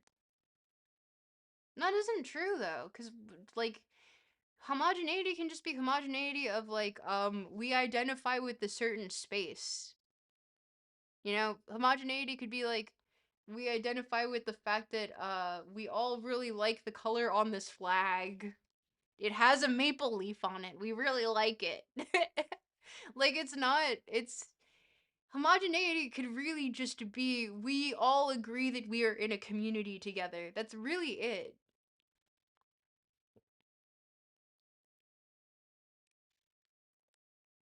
Like if we want to attribute other factors to it, I would say that those are probably like not even probably, those are like actually just unsubstantiated and scientifically disproven. So it's kind of like we rally around flags that also have arbitrary meaning. We rally around different things that we believe have meaning cuz humans just really love pattern recognition. But at the end of the day, homogeneity or not, it's however you want to interpret what homogeneity is. Homogeneity of thought, appearance, homogeneity of like I don't know, genetic bloodline? Is it homogeneity of I don't know, we all experienced the same sort of like explosion at the age of 5 when a plane hit two buildings? Like what? Is that homogeneity?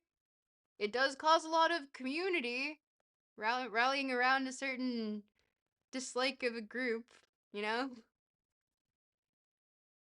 So, homogeneity is once again just a very arbitrary thing that you want to ascribe to a group of people. Eh,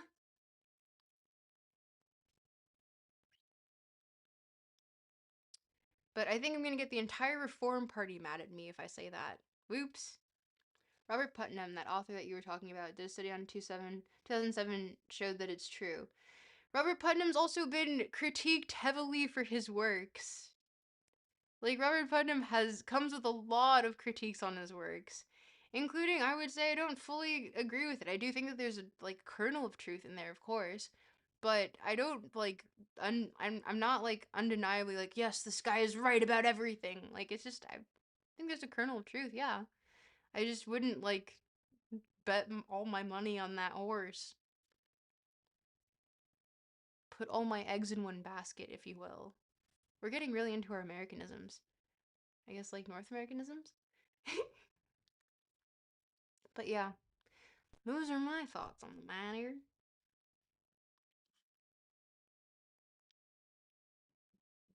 Uh, with that, I guess I don't know. Maybe stream the continue reading question mark. Oh man, I really really want it. Frick, I'm hungry. No.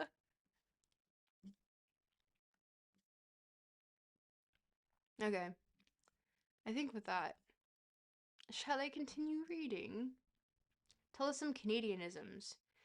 K1, what's a Canadianism? I don't know. I'm calling people buddy. Saying the word Z instead of Z. Uh, a lot of weird sayings that are translated from French to English or English to French. Cannibalism is actually romantic, question mark, says Justin. Is it romantic? Is it romantic?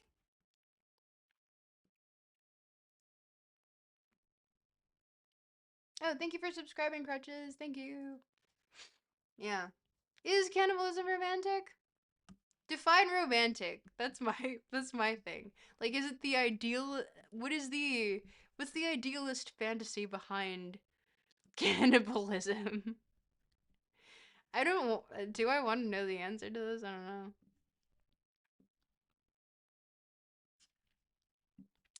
God, how much until okay.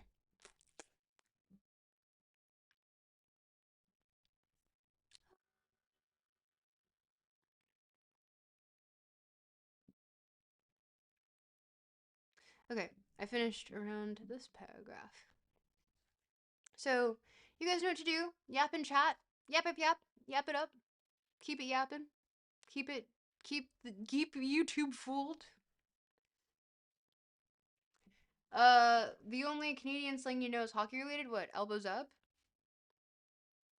Um, but yeah, keep yapping. Keep it yapping. Because I'm about to read, and you know what happens when I read? YouTube thinks that everyone is dead. And, I can't be having YouTube think that everyone's dead, because then my channel dies. And then we all die. No, I specifically die. And then I never put out another video. You guys are left not knowing anything. It's just left to the abyss. Um, but yeah, keep it yapping in chat. Yap it up.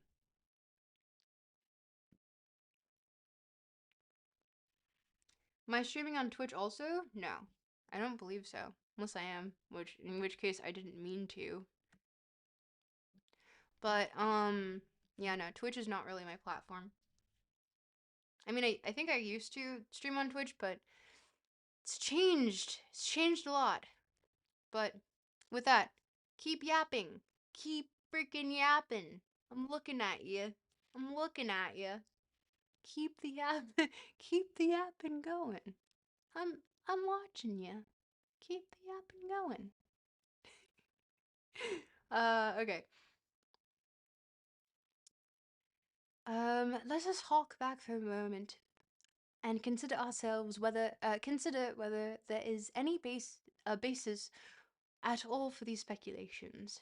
Is it really the case that, apart from sexual instincts, there are no instincts that do not seek to restore an earlier state of things? That there, that's not capitalized. That there are none that aim at a state which has never yet been attained? I know of no certain example from the organic world that would contradict the characterization I have thus proposed. It is unquestionably no universal instinct towards higher development observable in the animal or plant world. even though it is undeniable that development does in fact occur in that direction. But on one hand, it is often merely a matter of opinion when we declare that one stage of development is higher than another. And on the other hand, biology teaches us that higher development is in one respect very frequently balanced or outweighed by involution in another. Moreover, there are plenty of animal forms from whose earlier stages we can infer that development has, on the contrary, assumed a retrograde character. Crabs, crabification, crabificate everything. We all return to crab. Um, Both higher development and involution might well be the consequences of adaptation to the pressure of external forces, and in both cases, the part played by instincts might be limited to the retention, in, in the form of an internal source of pleasure, of an obligatory mortification.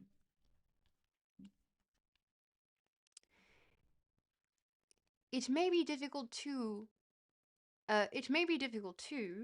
for many of us to abandon the belief that there is an instinct toward perfection at work in human beings, which has brought to them to the present high level of intellectual achievement and ethical sublimation, and which may be expected to watch over their development into supermen.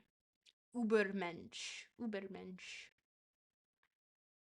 I have no faith, however, in the existence of any such internal instinct, and I cannot see how this benevolent illusion is to be preserved. Based opinion there. The present development of human beings requires, as it seems to me, no different explanation from that of animals. What appears in a minority of human individuals as an untiring impulsion towards further imperfection can easily be understood as a result of the instinctual repression upon which is based all that is most precious in human civilization. The repressed instinct never ceases to strive for complete satisfaction, which would consist of the repetition of a primary experience of satisfaction. No substitute or reactive formations, no sublimations will suffice to remove the repressed instinct's persisting tension. And it is the difference in amount between the pleasure of satisfaction which demanded and that which is actually achieved that provides the driving factor which will permit no halting at any position attained, but in the poet's words, oh fuck me, German just appeared. Where's stop when you need her? For the risk of not saying it properly and having myself clipped again by doors, I must look this up to properly pronounce it. Damn you, doors.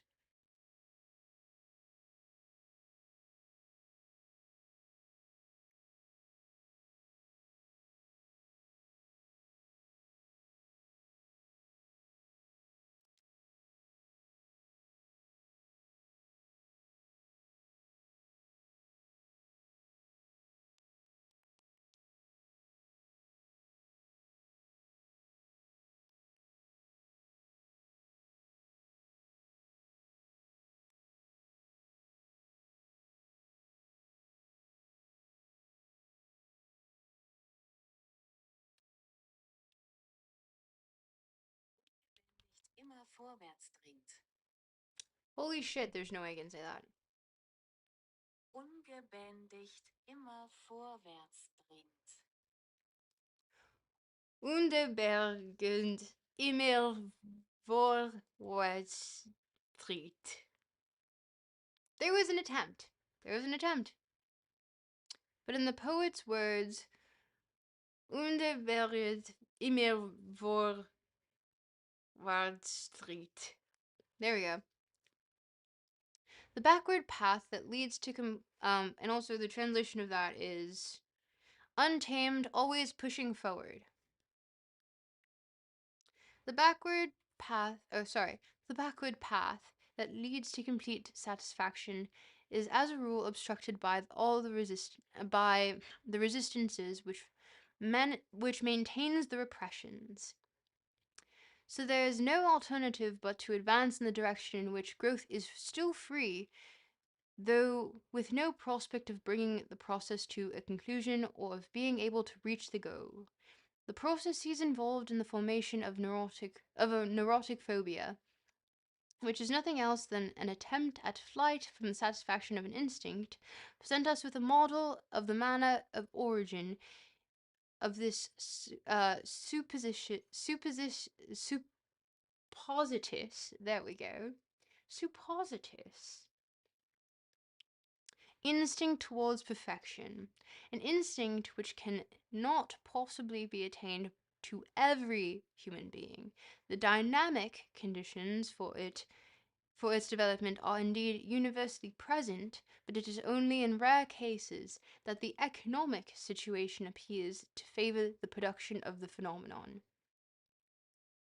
I will only add a word to suggest that the efforts of Eros to combine the organic substances into ever larger unities probably provide a substitute for this instinct towards perfection, whose existence we cannot admit.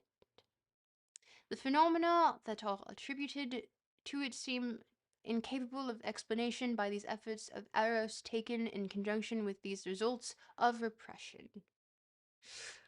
And that's the end of chapter 5. Fuck, I thought that was 6.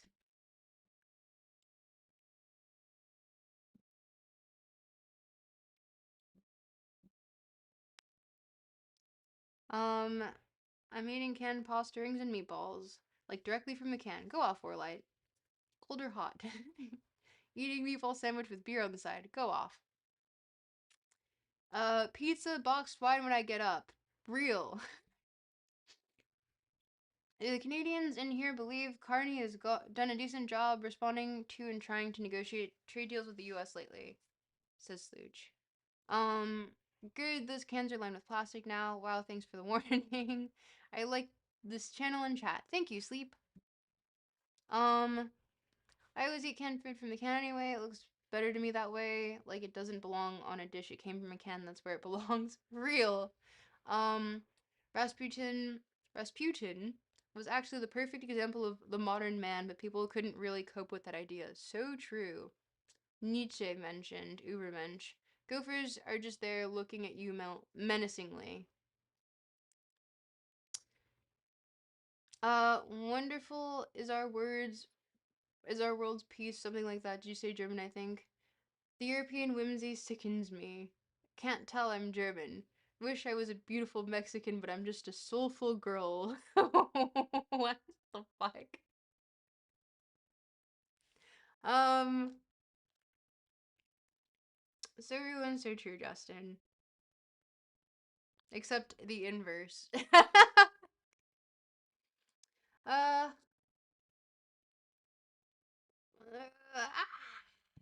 want food. I want food so bad. What is even happening? Oh, I will be right back. Sorry to jump scare you, but I must peace out really quickly.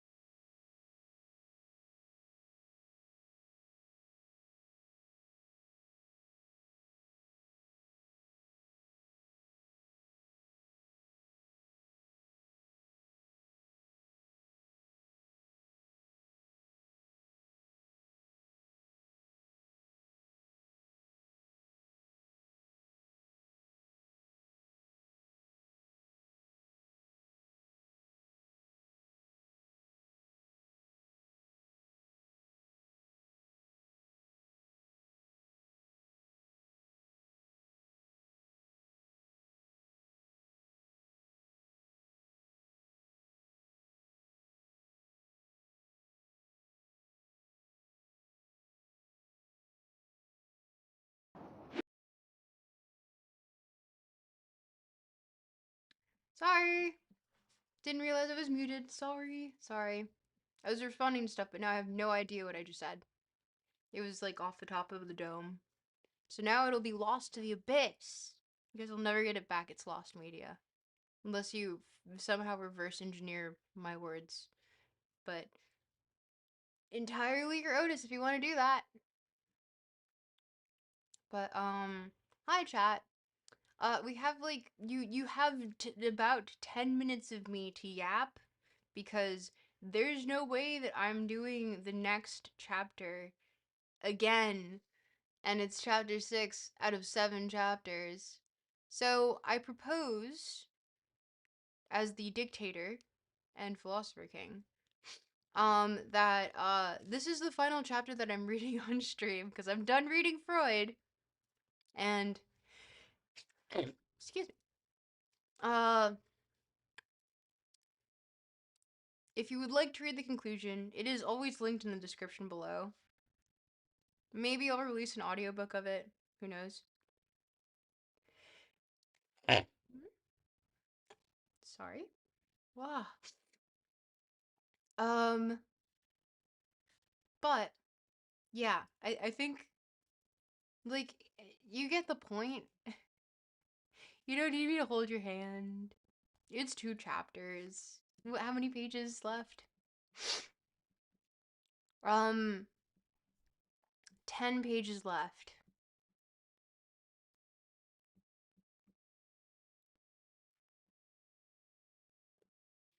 I don't know. Are you chat, do you think that you're capable of such a feat?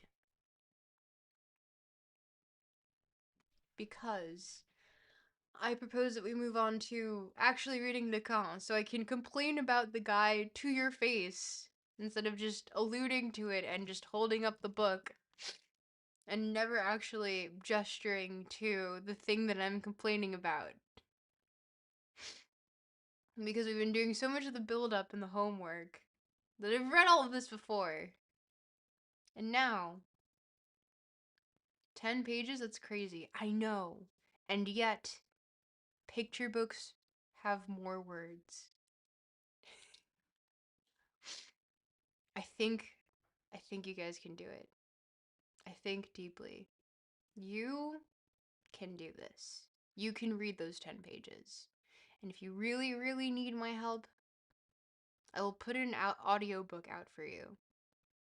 But if I do another stream on this shit, I'm going to fucking lose it!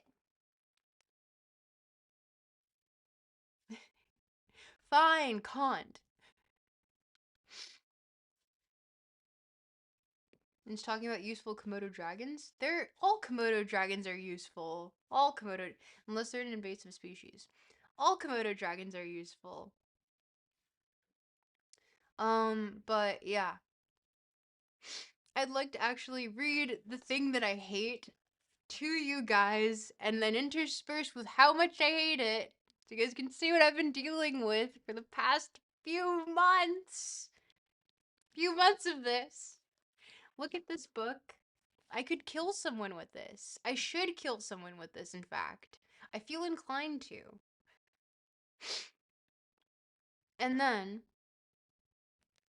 you guys will understand what my gripe is, and we can stop talking about Freud, because I think at this point, you get the general gist of just like, Freud's little white Freud getting a little emotion. They hate to see it. And genuinely, I have just a nuanced opinion of him. I hope that watching this series, you got more of a nuanced opinion of him and have more of a background of him as well. Because maybe it's not as common knowledge as I assumed. But yeah, I think that this stream, the description has the last 10 pages. It has the entirety of what I've been reading, and it would go a lot faster if you just read it yourself. It's not that long. It's 34 pages. It's just 34 pages is really long to read out loud to a chat. Um and yeah. But I suggest that next time we read Lacan and we read Seminarvie. in English. And if you guys really want me to, I'll intersperse it with some French commentary because I'll be like, oh, and the fucking translator missed this thing or that thing. Or like, this is translated really weird, or things like that. How does that sound?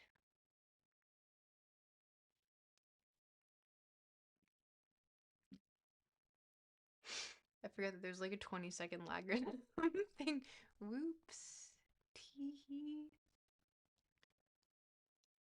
IDK, Komodo dragons ain't that useful. They're bad guys, selfish lovers, and the worst of all, they're futurists. Egg King Joan, how could you say such treacherous things here?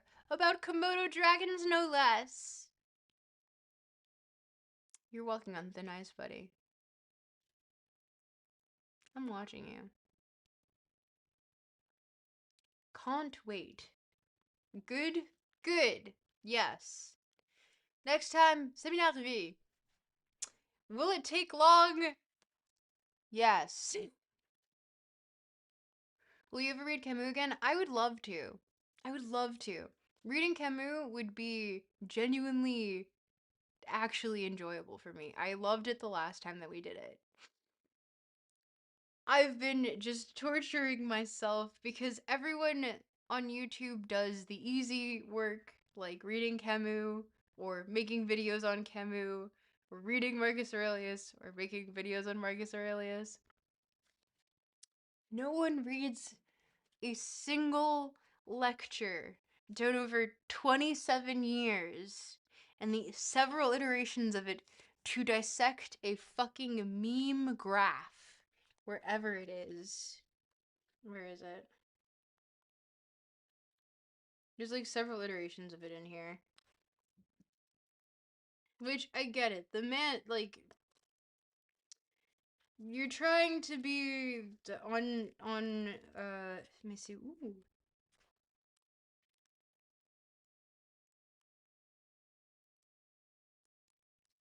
Ugh, it's just like it there we go. Dream by the Butcher's Beautiful Wife. Shut the fuck up, shut the fuck up, shut the fuck up. Here we go. I read Camus and Marcus currently law. Soulful French boy. Yeah. See this is